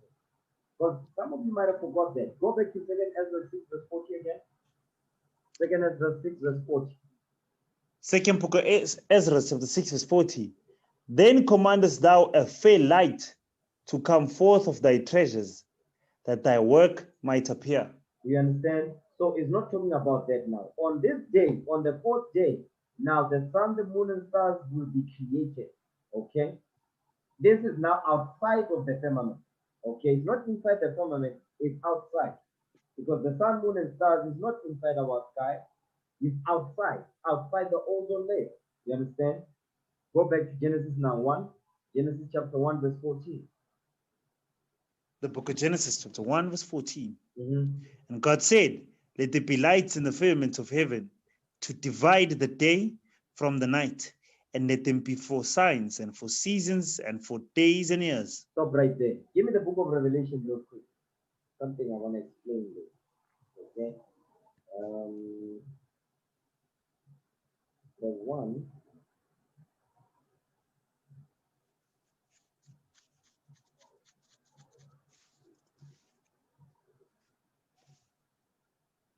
Okay, no, I don't need to go there.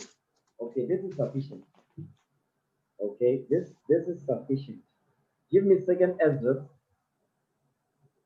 Let me see if I want to go to 2nd Ezra now. You know what? Read on. Verse 15. Not yet. Book of Genesis chapter 1 verse 15. And God said, let there be light in the firmament of the heaven to divide the night, to divide the day from the night, and let them be for signs and for seasons and for days and years. So now you've got the light in the firmament of heaven to divide the day from the night. Okay, so this firmament right here is the firmament outside. This is outside the firmament. It's not inside the firmament. Remember, go back to Genesis chapter 1. Genesis chapter 1 and verse 7. The book of Genesis chapter 1 verse 7. And God made the firmament and divided the waters which were under the firmament from the waters which were above the firmament, and it was so. So now we are dealing with the waters that are above the firmament. Okay, now go back. Genesis chapter 1, verse 14 again. The book of Genesis chapter 1 verse 14.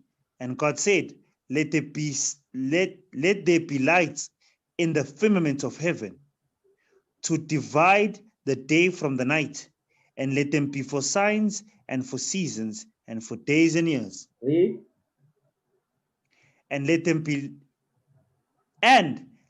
for light in the firmament of heaven to give light upon the earth, and it was so. You see that thing? So these lights, they are outside of the firmament. Okay, it's not inside our atmosphere, it's outside to give light upon the earth. So they are outside to give light on the earth. Okay, read. And God made two great lights, the greater light to rule the day and the lesser light to rule the night. He made the stars also. Read.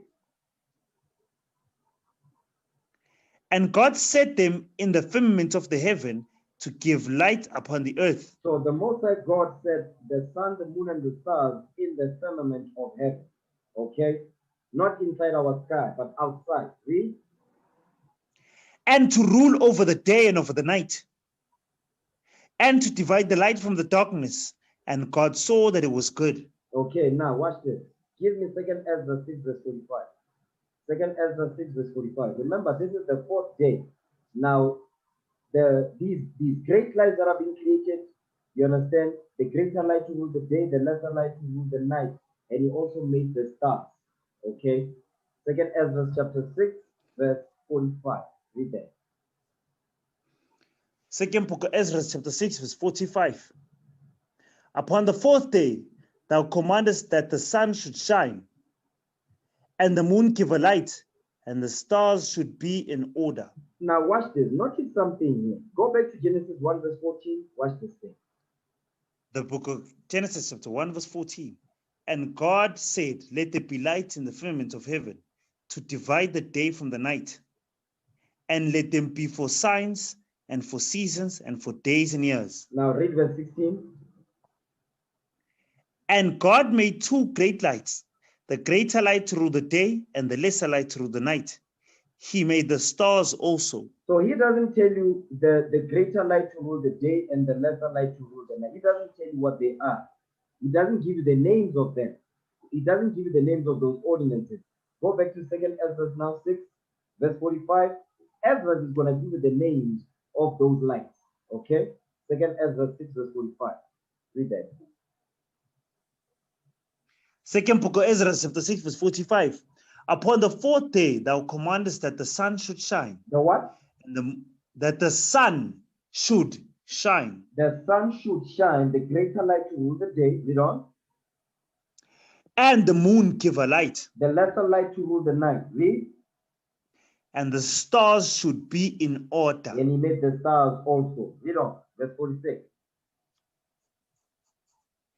And gave us them a charge to do service unto man that was to be made. You see that thing? And gave them a charge, meaning what? A law to do service unto men that was to be made. Because man was created when? The 6th day of creation. Okay, give me Sirach 43 verse 1. Sirach chapter 43 verse 1. Okay. Now this is the 4th day of creation. Sirach 43 verse 1. Let's get some more on this. Okay. The book of Ecclesiasticus, chapter 43, verse 1. Read. The pride of the height, the clear firmament, the beauty of heaven, with his glorious show. With his glorious show. So the clear firmament, why does it say clear firmament? Hold on. Okay. Read the definition of void. That's void right there. I want this definition. Second definition. Read that. The definition of the word void. Adjective. Completely empty. Completely empty. Now let's read the synonyms. Read that. Empty. Clear. What did it say? Clear. Go back to Sirach 43 verse 1. The book of Ecclesiasticus, chapter 43 verse 1. The pride of the height, the clear firmament. The clear firmament. So where is this making reference to? Space. Okay? Outside the ozone layer. That's space. Verse 1 again. One more again. The book of Ecclesiasticus, chapter 43 verse 1. The pride of the height, the clear firmament, the beauty of heaven with his glorious show. So it's letting you know where which heaven this is. The firmament outside of our sky. Okay? You understand? Read. Watch this. It's gonna tell you what's in that space. That's the deep space or empty space. They're gonna tell you what's in there. Okay, verse 2 is gonna tell you that. Read. The sun when it appeareth. You see that thing? The sun is in that realm. Okay, read. Declaring at his rising a marvelous instrument, the work of the Most High. The work of the Most High God. Come on. At noon it parcheth the country. Mhm. Who can abide the burning heat thereof? Who can abide the burning heat of the sun thereof? Read on. A man blowing a furnace is in the works of heat, but the sun burneth the mountains 3 times more, Come on. breathing out fiery vapors Stop right and there. sending Hold on. Doing what?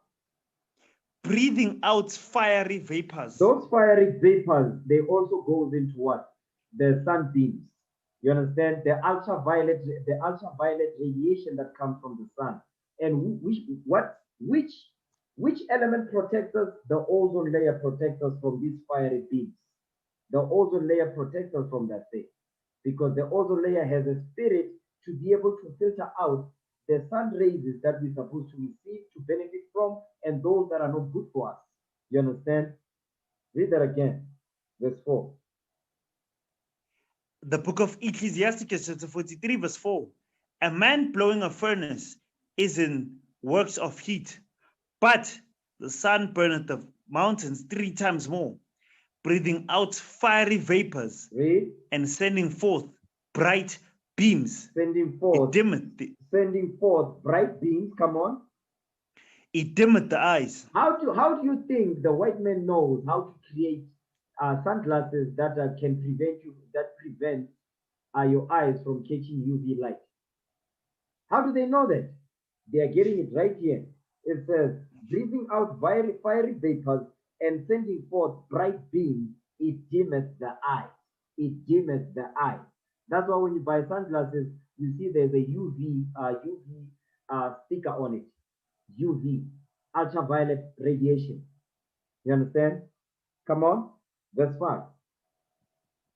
Great is the Lord that made it, and at his commandment runneth hastily. You see that thing? At his commandment it runneth hastily, letting you know what? It's letting you know that the sun is in motion. The sun rotates. That's why it says it runneth hastily. The sun is in motion. The sun is the one that does the rotating.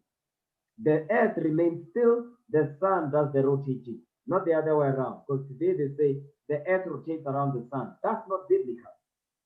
This is the most high science is the sun rotates, the earth stands still. Esau's witchcraft says the sun is standing still and the earth rotates around the sun. That's not biblical. Even when you look at satellites, why would a satellite need to rotate around the earth?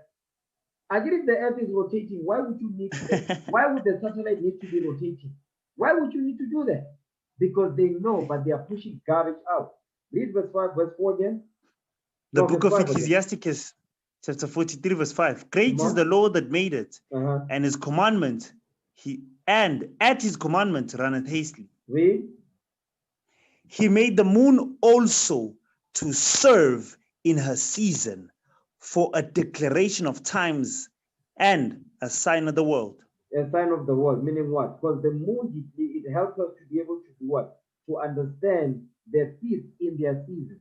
For us to observe their high holidays, their feasts in their season, or seasonal feasts in their proper time. Okay? That's what the moon does. If you read Psalm 104 and Genesis chapter 1, it says that also. Come on, verse 7. Verse 7 again. The book of Ecclesiasticus, chapter 43, verse 7. From the moon is the sign of feasts, a light that decreaseth in her perfection. Because on the 4th day, when the moon was created, guess what? When the moon was created on the 4th day, go back to 2nd Ezra 6. We're coming back here. So hold the rat, don't close it. 2nd Ezra chapter 6. 2nd Ezra 6 and verse 45. Second book of Ezra, chapter 6, verse 45.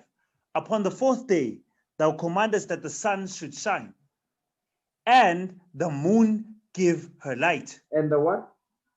And the moon give her light. So on the 4th day, the moon was commanded to give her light. Meaning what? It was full. The moon was full, okay? That was the new moon, because that's when it was created on the 4th day. All right, go back. Ecclesiasticus 43, verse 7. The book of Ecclesiasticus, chapter 43, verse 7. From the moon is the sign of feasts, a light that decreaseth in her perfection. Okay, read that again. The book of Ecclesiasticus, chapter 43, verse 7. From the moon is the sign of feasts, a light that decreaseth in her perfection. A light that decreases in her perfection. Read on. The month is called after her name. The month is called after her name. The word month is called, come from the word moon. Read.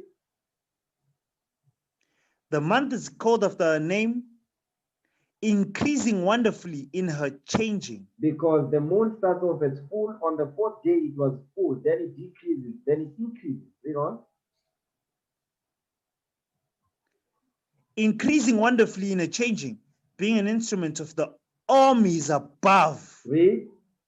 Shining the firmament of heaven. Shining in the firmament of heaven. The clearness, that empty space, that's where they sit. Okay, read. The beauty of heaven, the glory of the stars, and ornament giving light in the highest places of the Lord. In the what? In the highest places of the Lord. That's outer space. Outer space. In the highest places of the Lord. Outer space. Outside of the ozone layer. Outside of our atmosphere. Read. Verse 10. At the commandment of the Holy One, they will stand in their order and never faint in their watches. And never do what? And never faint in their watches. And never faint in giving charge for what they're supposed to do. Never stop giving light. That's what it means. Never faint in their watches. Never stop giving light. Okay? This was the fourth day. The fourth day when they were created, they were like that. And then obviously the moon goes through cycles or phases. All right? Okay, let's go back to Genesis 1 now. Genesis chapter 1. Genesis chapter 1 and read verse 18 again. The book of Genesis chapter 1 verse 18. And to rule over the day and over the night, and to divide the light from the darkness. And God saw that it was good. Read. And the evening and the morning were the fourth day. So this is the fourth day of creation. The fourth day of creation, the sun, moon, and stars was created outside of the ozone layer, in empty space, in outer space, in outer space. Okay? Now watch this. Now we're going to deal with the fifth day of creation. Verse 20 now. Genesis 1, verse 20. The book of Genesis chapter 1 verses 20. And God said, let the waters bring forth abundantly the moving creature that hath life. Read. Come on. And fowl that may fly above the earth in the open firmament of heaven. Read that again, verse 20. The book of Genesis chapter 1 verse 20. And God said, let the waters bring forth abundantly the moving creature that hath life, and fowl that may fly above the earth in the open firmament of heaven. It says, and fowl that may fly above the earth in the open firmament of heaven. This is talking about what? Our atmosphere. This is now inside of our atmosphere, inside of the sky. Let me put it like this. The sky, making reference to that. The sky. Okay? So of course, where do birds fly? Do birds fly outside of the ozone layer? No. It's inside of the ozone layer. That's our sky. That's that open firmament is making reference to here. That's that open firmament. Read that again, verse 20. The book of Genesis chapter 1 verse 20. And God said, let the waters bring forth abundantly the moving creature that hath life, and fowl that may fly above the earth in the open firmament of heaven. This open firmament is talking about our sky. Watch this. Go to Revelation now. Revelation chapter 19, verse 17. Revelation 19, verse 17. Look at the contrast here. Look at the two states, the firmament, there's two firmaments here that are being referenced. Okay, verse 17.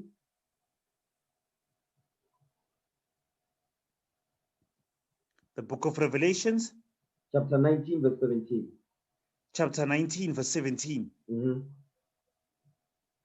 And I saw an angel standing in the sun. Standing where?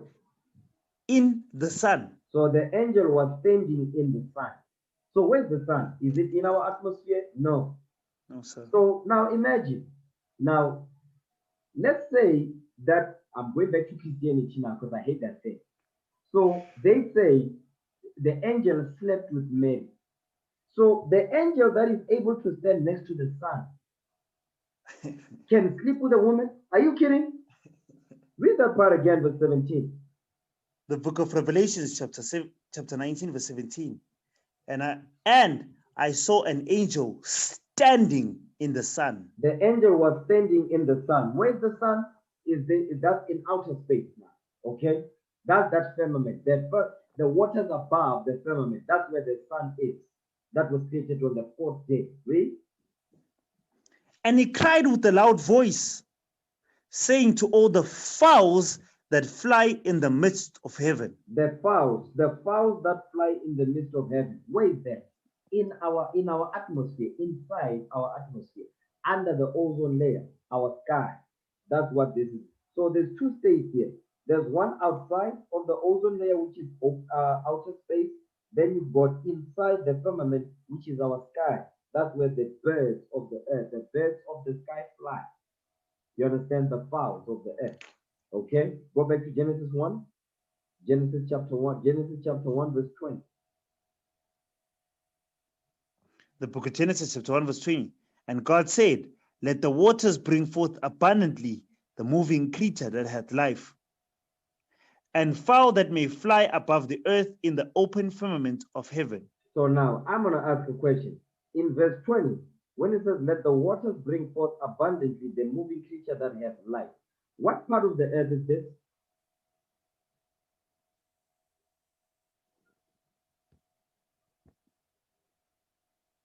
Come on, brothers. Video's on. Which part of the earth is this?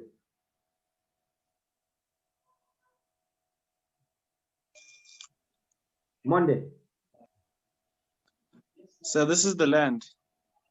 No, you're not paying attention. Which part of the earth is this? Read that part again. The book of Genesis, chapter 1, verses 21, verses 20. And God said, let the waters bring forth abundantly the moving creatures that hath life, and the fowl that may fly above the earth in the open firmament of heaven. It says, let the waters bring forth abundantly the moving creatures that have life. Which part of the earth is this?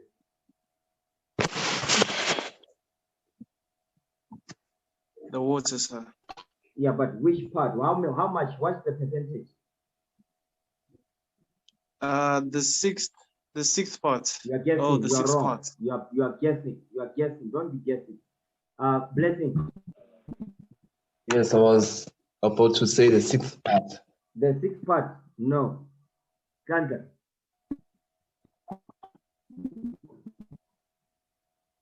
You're on mute. Oh, sorry. It's the seventh part. Oh, praise. The Where seventh part. Yes, sir. The seventh part. The seventh part. Let's read it. Go back to 2nd Ezra chapter 6. The seventh part. Okay. 2nd Ezra chapter 6.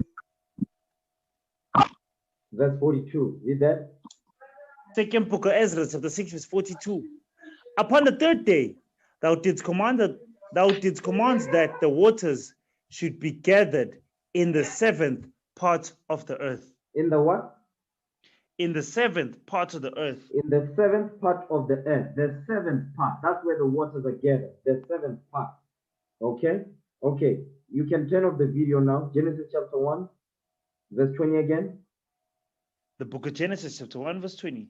And God said, let the waters bring forth abundantly the moving creature that hath life. So what part is that? Fowl. Hold on. What part is that, Solomon? The seventh part, sir. The seventh part. Come on.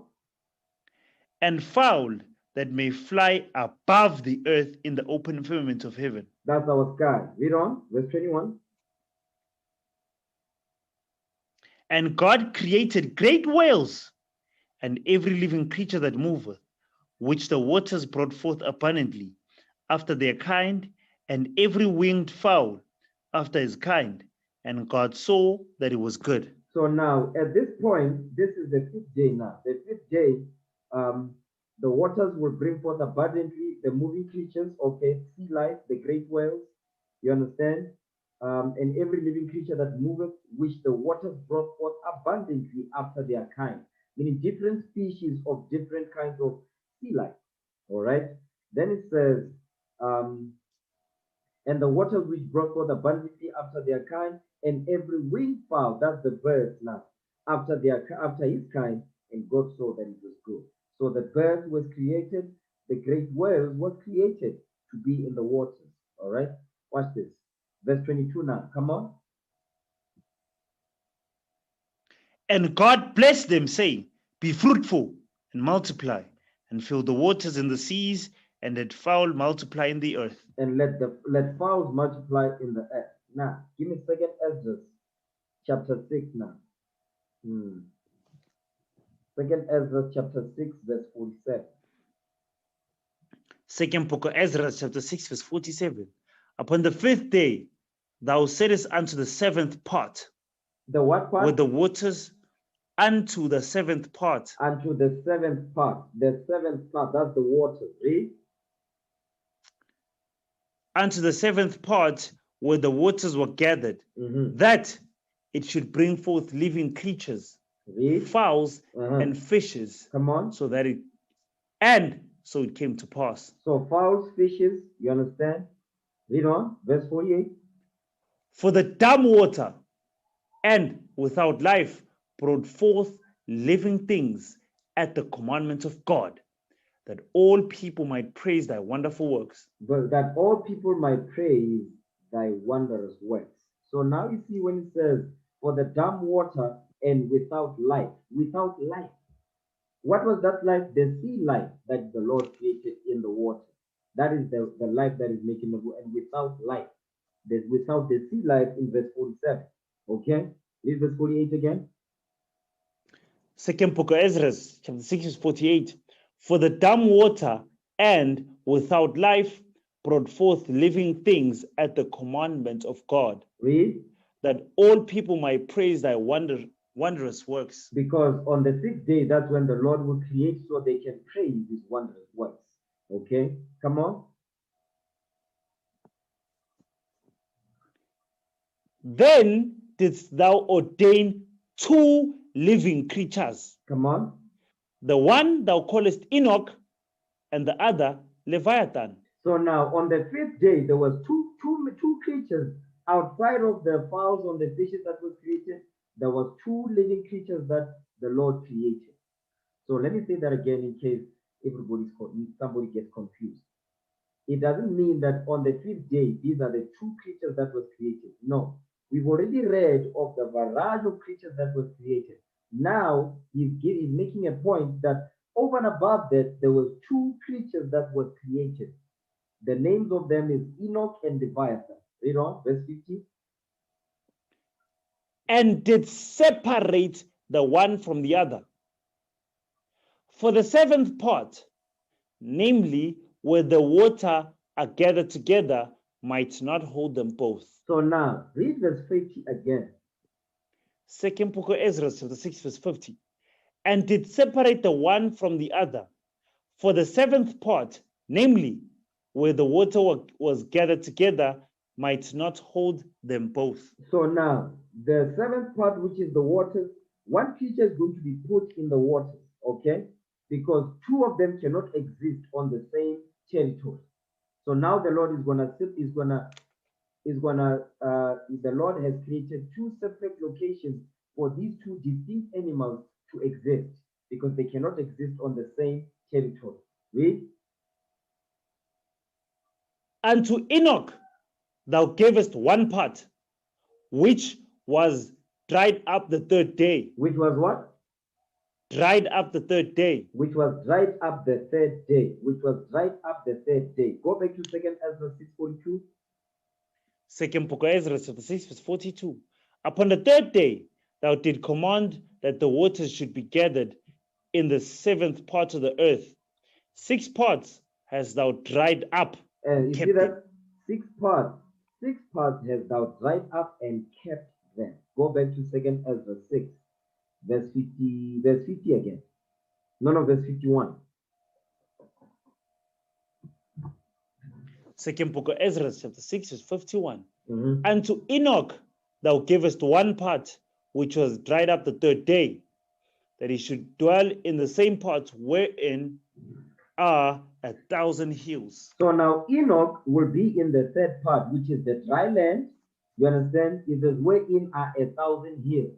You understand? We talk about mountainous environment. All right, mountainous environment. Read on, verse 52. But unto Leviathan thou gavest the 7th part, namely the moist, Mhm. and hast kept him to be devoured, of whom thou wilt and when. So now these creatures, the Lord has created them for what? For war, for destruction. You understand? Their time has not arrived yet. It's coming. So now there's 2 living creatures here, Enoch and Leviathan. Enoch is on the dry land. Leviathan lives in the water. That's their habitation. Enoch, dry land. Leviathan, the water. Let's deal with one creature at a time. Okay, we're going to deal with Leviathan. Give me the book of Job. Job chapter 41, verse 1. Job 41, verse 1. We're going to deal with Leviathan. Job, the book of Job, chapter 41, verse 1. Let's start there.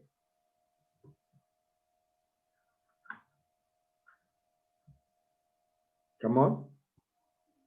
The book of Job, chapter 41, verses 41. No, verse 1. Job 41, verse 1. Pay attention. Come on. The book of Job, chapter 41, verse 1. Mhm. Canst thou draw out Leviathan with a hook, or his tongue with a cord which thou lettest down? You see that thing? It says, can you draw out Leviathan with a hook? Remember, Leviathan exists in the waters. It says, can you draw Leviathan with a hook? The same way you would catch fish with a hook. It says, can you pull it out with a hook? No, you can't. It says, or his tongue with a cord which thou lettest down. The same way they catch fish. No, you cannot. Read.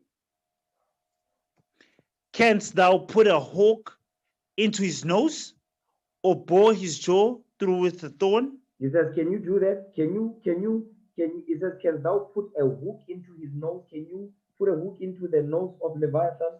Or bore his jaw through with a thorn? Can you put a thorn through his jaw? Come on. Will he make any supplications unto thee? Will he make many supplications unto thee? Read it again. Will the book of Job, chapter 41, verse 3. Will he make many supplications unto thee? Will he speak soft words unto thee? Come on. Will he make a covenant with thee? Wilt thou take him for a servant forever? Okay, so now let's keep it simple. Just read verse 5. Read verse 5. Wilt thou play with him as with a bird? Will you play with Leviathan as with a bird? Come on. Or wilt thou bind him for thy maidens? Come on. Jump down to verse 7. Can thou fill his skin with barbed irons? Can you fill Leviathan's skin with barbed irons? Meaning what? Okay, to catch it out with barbed irons. Read.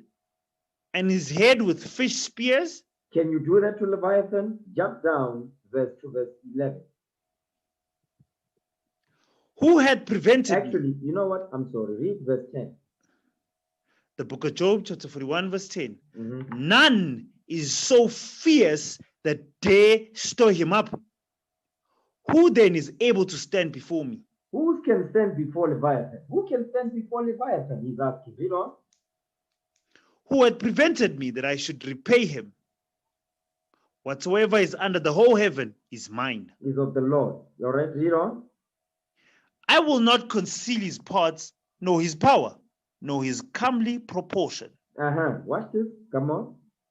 Who can discover the face of his garment? Who can discover the face of Leviathan's garment? Read. Or who can come to him with a double bridle? Who can come to him with his double bread? Meaning what? To catch him out, to control Leviathan. Read. Who can open the doors of his face? Mm-hmm. His teeth are terrible round about. It says, the teeth of Leviathan are terrible round about. Read on, watch this. His scales are his pride. So now it says hold on, this Leviathan is got scales that when you look at it, you listen, is the type of creature that you've never seen before. Read. His scales are his pride, shut up together as with a closed seal. So it says his scales, listen, his scales are his pride, meaning what? He's got scales, but tough, shut up together as with a closed seal. That's how the scales are tight, they're close together, adjacent together, adjacent. Okay, read. Watch this, verse 16. One is so near to another. Meaning what? His That scales. no- His scales. He says his scales are so near one to another, that no air come between them. So the air cannot come between the scales of Leviathan. Read on. Watch this. They are joined one to another. They stick together. They cannot be sundered. Meaning they cannot be separated. Read on. His scales. Meaning what? There's no type of weaponry that you can use to pierce through the scales of Leviathan. That's what it's saying. Read. By his nesings, By a his light nesting, that by his nesting, come on. by his nesings a light doth shine, and his eyes are like the eyelids of the morning. And his eyes are like the eyelids of the morning. What kind of creature is that? The eyelids of the morning. Have you ever seen when the sun is about to come out? You see it's red, meaning what? It's got red eyes. Okay? Read. Out of his mouth go burning lamps, Out of his mouth comes out fire. Okay? Fire out of his mouth. Read. and sparks of fire leap out. What kind of an animal is this? It sits in the ocean. It says the scales of it, you cannot pierce through the scales of it. You understand? Then it says, out of his mouth comes fire.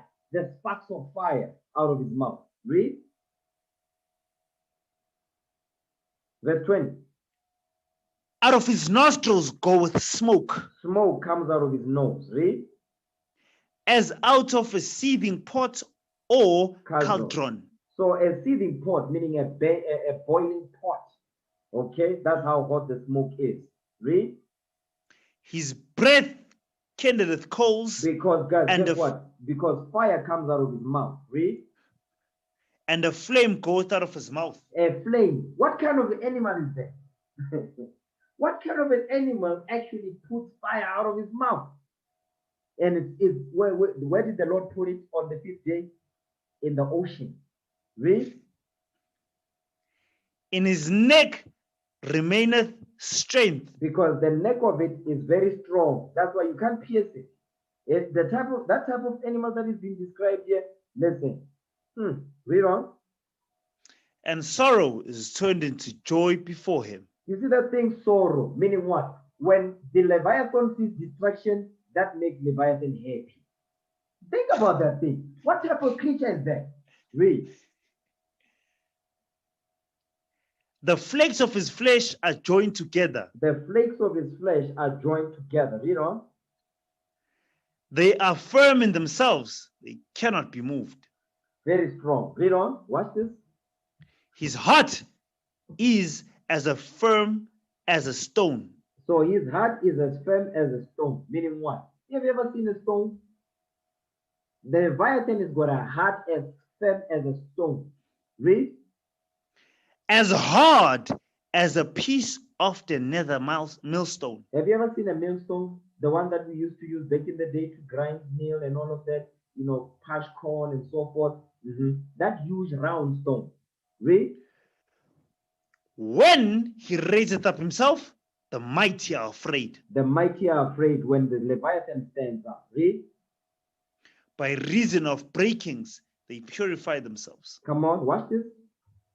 The sword of him that layeth at him cannot hold, the spear, the dart, nor the habergeon. You know what a habergeon is? Let me show you what a habergeon is. A habergeon. Okay, let's get some definition of that. A habergeon. Habergeon.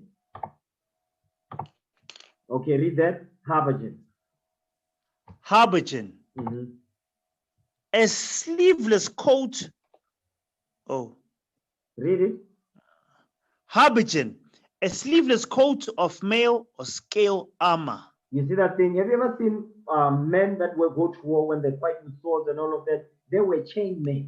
Chain mail. Okay? Let me look at it so you can see because Habergen. Oh yes. This is a Habergen. Okay? A short sleeveless chain coat of chain mail. This is chain mail. When more get the Edomite here, but look at that thing. That's the Habergen right there. So that says the skin of this thing, okay, is so tough, like a what? Like it's wearing a chain mail, like it's wearing that thing. That's how strong the skin of Leviathan is. Okay, so you can understand. Okay, go back. Job chapter 41, verse 26 again. Job The 41. book of Job, chapter 41, verse 26. Mhm. The sword of him that layeth at him cannot hold. The spear, the dart, nor the habergeon. You see that thing? Because it's stronger than all of these things, stronger than the sword, the spear, the dart, or anything that is strong as a habergeon. You understand? Read on. He esteemeth iron as straw. Read. Iron as straw. Come on. And brass as rotten wood. That's some heavy stuff. Brass. You ever seen brass? It says brass to Leviathan. Brass is like rotten wood. Read. The arrow cannot make him flee. The arrow, whether it's a missile, cannot make him flee. You cannot kill it with a missile. Okay, so you can understand. Read. Slinging stones are turned with him into stubble. You said sling stones are turned into stubble because they burn. Read. Darts are counted as stubble. Darts, meaning what? Arrows and all of that, they are counted as what? As stubble. You see that thing? Read. He laugheth at the shaking of a spear. What kind of a creature is this? Hold on. Read on. Come on. What's this? Sharp stones are under him. What? He's- Whoa. Hold on. Read the stage again. The book of Job, chapter 41, verse 30. Read. Sharp stones are under him. Sharp stones are under him. Watch this. Read on. He spreadeth sharp pointed things upon the mire. Upon the mire, meaning what? Upon the mire, because remember, Leviathan is at the bottom of the ocean. Okay? Sharp stones are under him. Watch this. He maketh the deep to boil like a pot. Stop right there. Where Leviathan is, listen, is boiling hot. He is making the deep to be hot, boiling. What kind of a creature is this? That means where Leviathan is sitting, the water is boiling hot. You understand? Read. He maketh the deep to boil like a pot. He maketh the sea like a pot. Read verse 31 again. The book of Job, chapter 41, verse 31. He maketh the deep to boil like a pot. Mhm. He maketh the sea like a pot of ointment. So the sea is like a pot of ointment on its scales. Read. He maketh a path to shine after him. What does he do? He maketh a path to shine after him. He maketh the path to shine after him, because out of his eyes cometh what? Lamps of fire, so he can see where he's going. Read. One would think the deep to be hoary. Hoary means white. One it says one would think the deep to be hoary because of the bright beams that comes out of Leviathan. Read. Upon the earth there is not his like, who is made without fear. Meaning what? Leviathan has no fear in him. Read. He belongeth all high things. He beholdeth. Come on. The book of Job, chapter 41, verse 34. He beholdeth all high things. He is a king over all the children of pride. He's the king over all the children of pride. Who are the children of pride? The Caucasian race. Esau, they are the children of pride. You see that Leviathan is created just, not just for them, but for wicked Israelites also. But watch this thing. Let's see what Leviathan looks like. Because everybody's wondering, what does Leviathan look like? Everybody ever seen Godzilla? That's Leviathan. Yes, sir.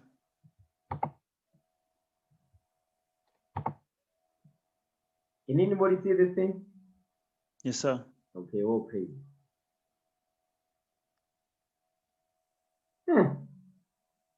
Look at that thing.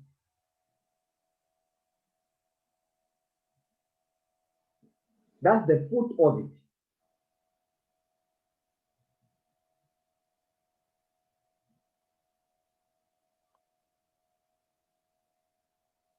Why do you think Esau gets this stuff from? He gets it from the Bible. Esau is not that smart, okay? That's Leviathan right there. That is Leviathan right there. Look at that thing.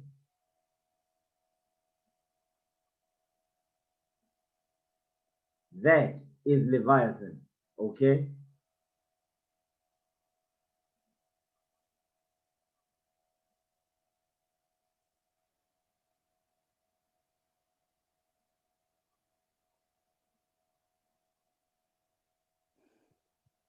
They are not going to be able to do nothing to this thing. But obviously, in Esau's movies, they win. Okay? But according to the scriptures, there's no weapon on this earth that can stand against Leviathan.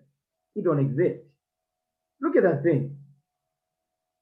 It says brass to him, iron is like what? It's like rotten wood. Look at that.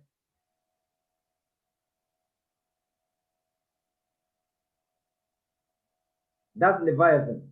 So they're just lying, thinking that the iron is the dust is gonna the iron dust is gonna pierce him. They are not going to pierce him. That is just Esau's fairy tales, as always. But I just want to show you that this is Leviathan right there. Okay, that's Leviathan.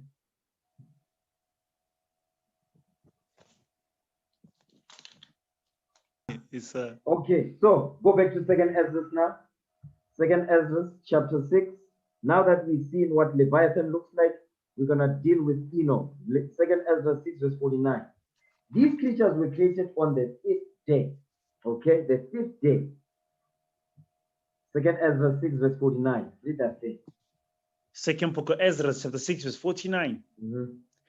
And didst thou ordain 2 living creatures, the one thou callest Enoch, and the other Leviathan. So one was called Enoch, the other one was called Leviathan. Leviathan in the waters, Enoch in the thousand hills, mountainous environment. All right, watch this. Give me the book. Give me the book of Job, chapter 40, verse 15. Let's go back to the book of Job. Job 40, verse 15. We're gonna deal with Enoch now. Enoch. Okay.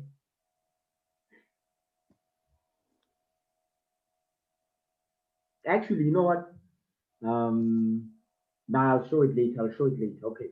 Job 40, verse 15. Read that. The book of Job, chapter 40, verses 15. Mm-hmm. Behold, now Behemoth. Behemoth is Enoch. Behemoth is Enoch. Come on. Behold, now Behemoth, which I made thee, which I made with thee, he eateth grass as an ox. So Behemoth eateth grass as an ox. Behemoth eateth grass as an ox. Read. Lo, now his strength is in his loins. He says his strength is in his loins. Read on. Watch this. And his force is in the navel of his belly. So this is a big creature here. Okay. Read. He moveth his tail like a cedar. You ever seen a cedar tree? A cedar tree is the tallest, one of the tallest trees. Okay, a cedar tree. A cedar tree is tall. So it says the tail of this creature of Enoch is as long as a cedar tree. Read. And the sinews of his stones are wrapped together. The sinews of his stones, meaning what? The sinews is talking about the ligaments. Okay, the sinews of his stones. Read. His bones are as strong pieces of brass. It says his bones are as strong pieces of brass. What animal is this? It eats grass, but his bones are as strong pieces of brass. Read. His bones are like the bars of iron. His bones are like the bars of iron. Read. He is the chief of the ways of God. He is the chief of the ways of God. Read. He that made him can make him sword to approach unto him. It says, he that made him can make his sword to approach unto him. The only one that can approach to this creature is the Most High. He's the only one that can do it. Christ is the only one that can do that thing. Read. Surely the mountains bring him forth It says food. the mountains bring. It says the mountains bring him forth food. That's why it says he dwells among 1,000 hills. Read. Where all the beasts of the field play. Mm-hmm. He lieth under the shady trees in the covert of the reed and fence. So now these trees, that means these are tallest trees, meaning there's parts of the earth where the white man has not arrived yet. That's what it's saying. Read. The shady trees cover him with their shadow. The willows of the brook compass him about. Behold, he drinketh up a river. He does what? Drinketh up a river. Meaning this creature is so big that it can drink up a river. Read. And hasteth not. He doesn't rush either when he's drinking water. Read. He trusteth that he can throw up Jordan into his mouth. So now just think about that thing. This animal can drink the whole Jordan River. What kind of a creature is this? Read. He taketh it with his eyes. His nose pierceth through snares. So he said he taketh it with his eyes. Meaning he looks at Jordan, he says, I'm going to drink this whole thing up. Okay? Now, this type of animal, so just imagine this. Read verse 16 again. The book of Job, chapter 40, verse 15. Behold now Behemoth, which I made with thee. He eateth grass as an ox. Read. Lo now, his strength is in his loins. His strength is in his loins. That means in the loins, because the loins is around your waist area. So that means this type of creature, you understand? It's God. You see what Godzilla, how it was standing? Just like that. So because in order for the creature has a long tail, like a cedar tree. So in order for this type of animal to be able to handle that, the tail as long as a cedar tree, how big must this animal be? Because look at the cedar tree. The cedar tree is long, it's a tall tree. So in order for what type of animal would they need to be to handle such a long tail? That's why it says that his strength is in his loins to be able to handle the tail. We understand? Read.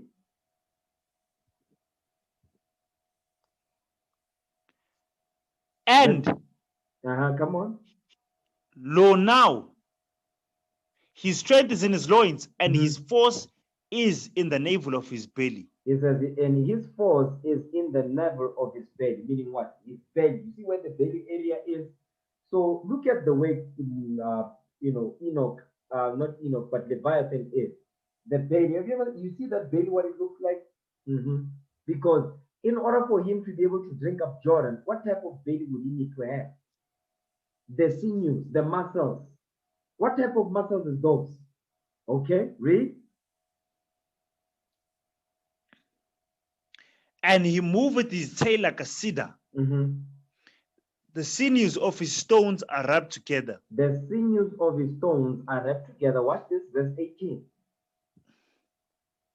His bones are as strong as pieces of brass. No, read that again, verse 18. The book of Job, chapter 40, verse 18. His bones are as strong as pieces of brass. No, his bones are as strong pieces of bread. Come on, read that right. Come on. The book of Job, chapter 40, verse 18. His bones are as strong pieces of brass. Strong pieces of brass. So, hold on. What type of animal is this? Where the bones are like pieces of brass. Brass. Okay? Read. His bones are like bars of iron. His bones are like bars of iron. Now, let's see what Enoch looks like. So pay attention. Okay, look at that thing.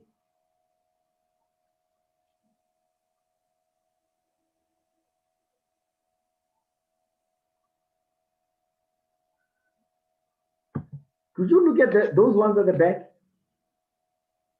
These are smaller ones. Look at this one right here. You see that one? Brothers, you see that? Yes, sir. Look at the ones at the back.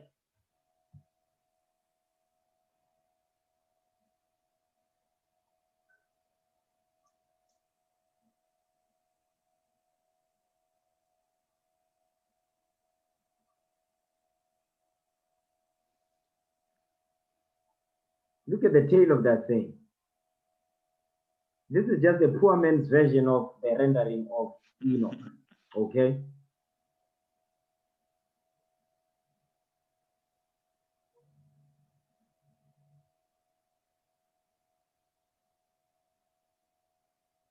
By the way, Enoch is a dinosaur.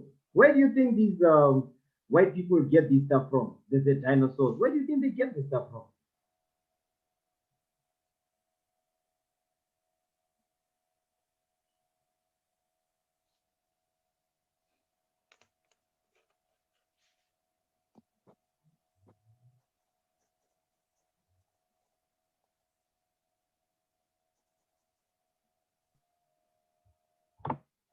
But I just wanted to show you, brothers and sisters, what the scriptures is talking about. Okay, this was created on the 5th day. All right, this is one of the creatures that was created on the 5th day. All right, okay, so let's go back. Go back to Genesis chapter 1 now. Genesis 1. Genesis chapter 1 and verse 22. Read that. The book of Genesis, chapter 1, verse 22. Mhm. God blessed him, saying, be fruitful and multiply, and fill the waters and the seas, and let fowl multiply in the earth. Read. And the evening and the morning were the 5th day. The evening and the morning was the 5th day. So we just went over the 5th day of creation. Okay, come on. Verse 24 now. And God said, let the earth bring forth the living creature after his kind, and creeping thing, and beast of the earth after his kind, and it was so. Mhm. And God made the beasts of the earth after his kind, and the cattle after their kind, and everything that creepeth upon the earth after his kind. And God saw that it was good. So now, so the cattle, the creeping things was created now. This is the 6th day now creation. You understand? The cattle, the creeping things, the cattle after their kind, creeping things after their kind. All right? Watch this. Give me 2nd Ezra chapter 6, verse 53. 2nd Ezra chapter 6, verse 53.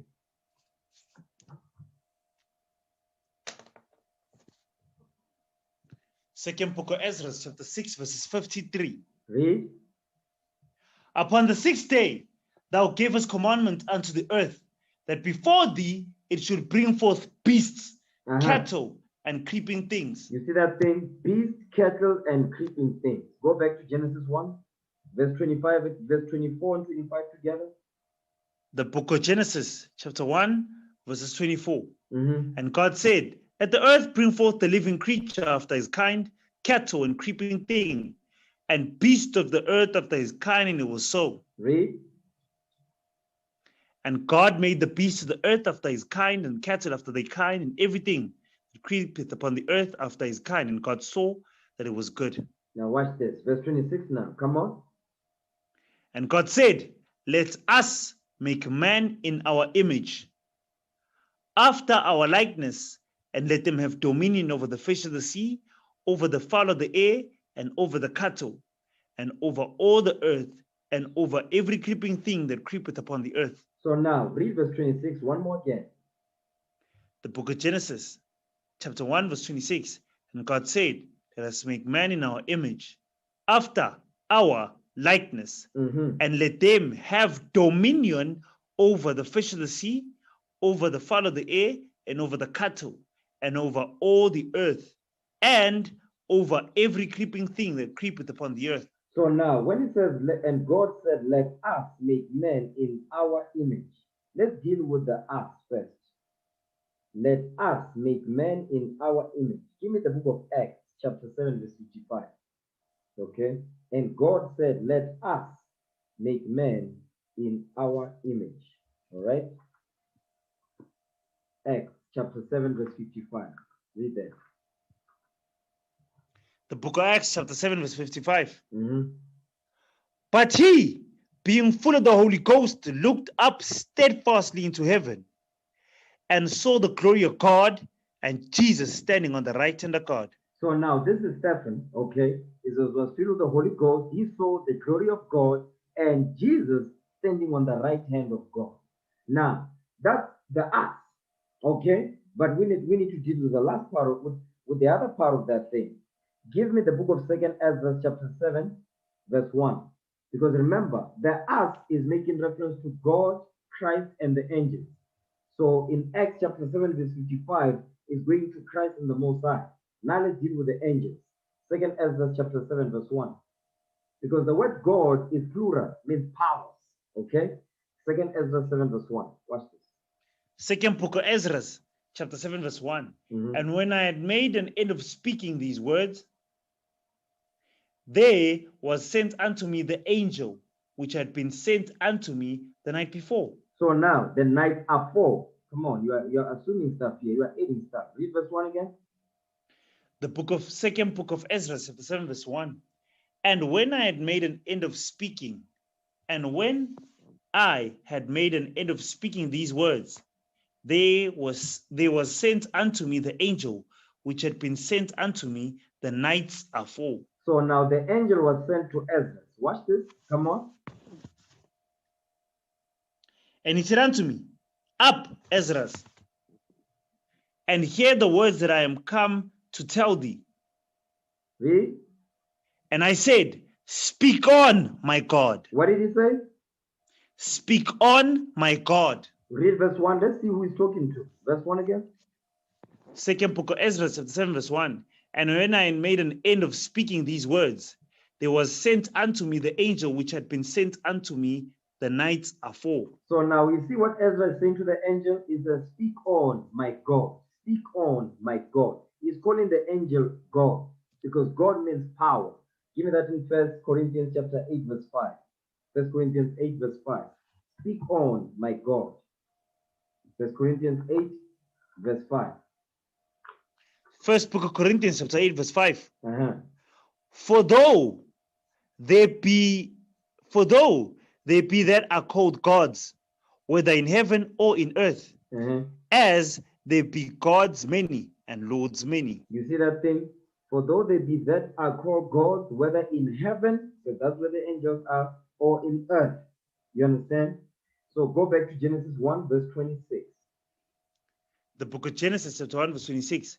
And God said, Let us make man in our image. So now that's making reference to what? The Most High God, Christ in the angels. Let us make men in our image.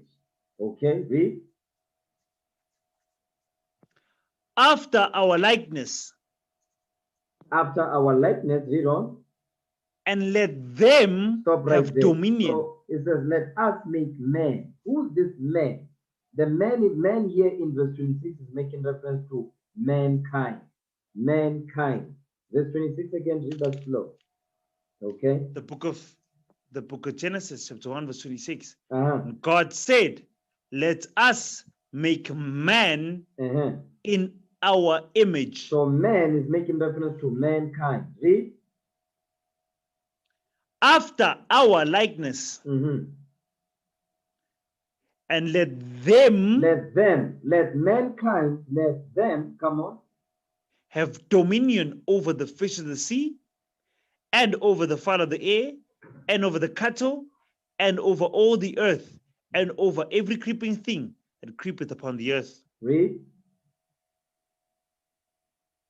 So God created man in his own image. So God created man in his own image, mankind in his own image. It's still going reference to mankind. Yeah, it says God created man in his own image. Read on. In the image of God created he him. Stop right there. Read that part again. The book of Genesis chapter 1 verse 27. So God created man in his own image. Mhm. In the image of God created he him. The him here is talking about Adam. The him here is talking about Adam. Read. Male and female created he them. Male and female created he them. That them is not talking about Adam and Eve. Okay? Male and female created he them is talking about mankind in verse 26. Male and female created he them is talking about mankind in verse 26. But when it says, in the image of God created he him, the him here is talking about Adam. The him here is talking about Adam. Write that down. Second Ezra 6 verse 53. Second book of Ezra chapter 6 verse 53. Upon the sixth day thou gavest commandment unto the earth, that before thee it should bring forth beasts, cattle, and creeping things. Watch this. Verse 54. After these, Adam also. That's the him. That's why it says and in the image of him, in the image of God, created he him in Genesis 1:26. Read verse 54 again in second Ezra. Second book of Ezra chapter 6 verse 54. Come on. And after these, Adam also, Mhm. whom thou madest Lord over all thy creatures. Who thou madest Lord of all thy creatures, meaning of all God's creation. Read. Of him come we all. Stop right there. Notice here it says, of him, of Adam, come we all. Go back to Genesis 1 now. Watch this thing. Genesis 1:26. The book of Genesis chapter 1 verse 26. And God said, let us make man in our image, Read. after our likeness, Mhm. and let them have dominion over the fish of the sea, and over the fowl of the air, and over the cattle, and over all the earth, and over every creeping thing that creepeth upon the earth. Now watch this. You see in verse 26, you might assume that verse 26 came before verse 27 because the Bible is not written like that. Okay? Read verse 27 now. Watch this. So God created man in his own image. Mankind, In the image of God created he him. in the image of God, created he him. The him here is Adam in 2 Ezra 6 verse 54. Read. Male and female created he them. Go back to 2 Ezra 6 verse 54 so we can understand which one came first. Second book of Ezra chapter 6 verse 54. And after these Adam also, whom thou madest Lord over all thy creatures, of him come we all. You see that thing? Of him come we all. So Adam was made first and everybody else was modeled after Adam. You understand? That's why Esau today, the white man and his scientists, T-men, Germany, they are trying to create clones. They are doing cloning. Where do you think they get that stuff from? What we are reading in Genesis. Adam was created and then Adam, everybody else was fashioned after what Adam looks like. You understand? Different nations were created at this point. Okay? Now watch this. Read verse 54 and finish it. Second Ezra 6 verse 54. Second book of Ezra chapter 6 verses 54. And after these Adam also, whom thou madest Lord over all thy creatures, of him come we all, and the people also whom thou hast chosen. The people that the Lord chose from that lineage of Adam, which were called the sons of God during the time of Genesis. Today they are called the children of Israel. Read verse 55. Watch this. All this I spoken before thee. No. Read that again. Verse 55. Second book of Ezra, chapter 6, verse 55. All this have I spoken before thee, O Lord, because thou madest the world for our sakes. Now, verse 56 is what I want. Just the first part of verse 56. Watch this. As for the other people, As for the what? as for the other people, As for the other people. Hold this, verse 56. Go back to Genesis 1:26. the book of Genesis, chapter 1, verse 26. And God said, let us make man in our image, after our likeness, and let them have dominion over the fish of the sea, and over the fowl of the air, and over the cattle, and over all the earth, and over every creeping thing that creepeth upon the earth. So now, the mankind is what we are reading in verse 56 when it says, as for the other people. So the other people that mankind is making reference to, they come from Adam, they come of Adam also. That's why here it says, as for the other people, we talk about mankind, everyone else. Okay, but Adam was made first. Everyone else is the other people in 2nd Ezra 6, verse 56. Go back to 2nd Ezra 6, verse 56. Second book of Ezra, chapter 6, verse 56. As for the other people, which also come of Adam, Which thou what? hast said, Which do what? which also come of Adam. Which also come of Adam. They come of Adam also because they were modeled after the likeness of Adam. Read. Which come of Adam also. What verse you at? Read verse 56 again. Second book of Ezra, chapter 6, verse 56. As for the other people, which also come of Adam, thou hast said that they are nothing. They are nothing. The other nations are nothing, even from the time of Genesis. Read. But like unto a spittle. Unto spit that comes out of your mouth. Read. And has likened the abundance of them. The abundance of them, hold on, the abundance of them. Remember, when we read about the creation account, remember it says he created the sea life to, he created the abundant water for the sea life to dwell in. I'm paraphrasing. So now, guess what? The abundance of the people after their kind. The abundance of the people after their kind. Meaning different nations were created during the time of Genesis. Okay? So they are in abundance. But all of them, they were modeled after the likeness of Adam. All right? But the only difference is they were not given the breath of life.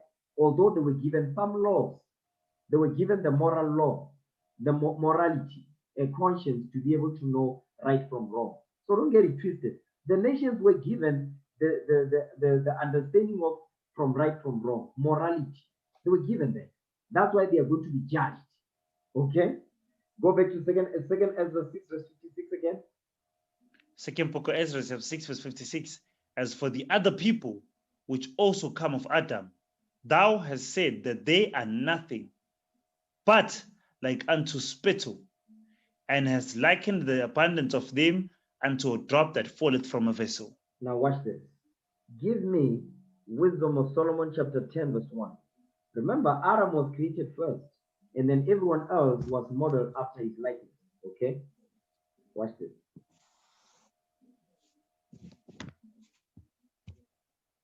I'm almost done. Wisdom of Solomon chapter 10, verse 1. I told you that I'm going to take my time with it because I see it look like I'm rushing. Wisdom of Solomon 10, verse 1. Read that. Wisdom of Solomon chapter 10, verse 1.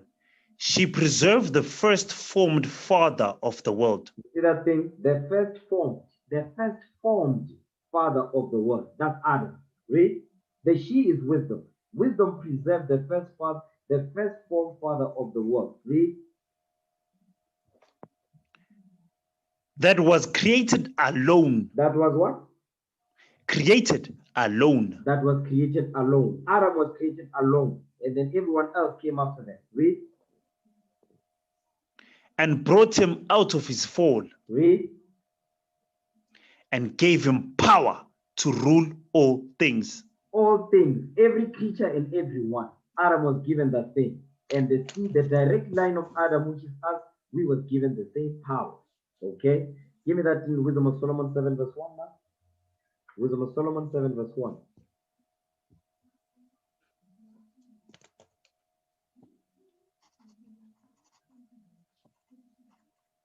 Come on.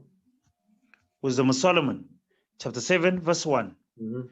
I myself also am a mortal man, like to all, and the offspring of him that was first made of the earth. And the offspring of him, the him is Adam. The offspring of him that was first made of the earth. Who was first made of the earth? Adam. He was created alone. You understand? He was created alone out of the dust of the ground. Now, Genesis 1:27, go back there. The book of Genesis, chapter 1, verse 27. So God created man in his own image. In the image of God created he him. Male and female created he them. Now, watch this. Genesis 2, verse 7. Because now Genesis 2 goes into the details of Adam. Okay? The details of the creation account. It goes into more details. But what I want to deal with is Adam. Genesis 2, verse 7. The book of Genesis, chapter 2, verse 7. And the Lord God formed man of the dust of the ground Mhm. and breathed into his nostrils the breath of life. And man became a living soul. So now Moses here is explaining, he's giving you the details of how Adam was created. When it says, in the image of God created he him, Adam. He was formed of the dust of the ground, and he was breathed into his nostrils the breath of life, he became a living soul.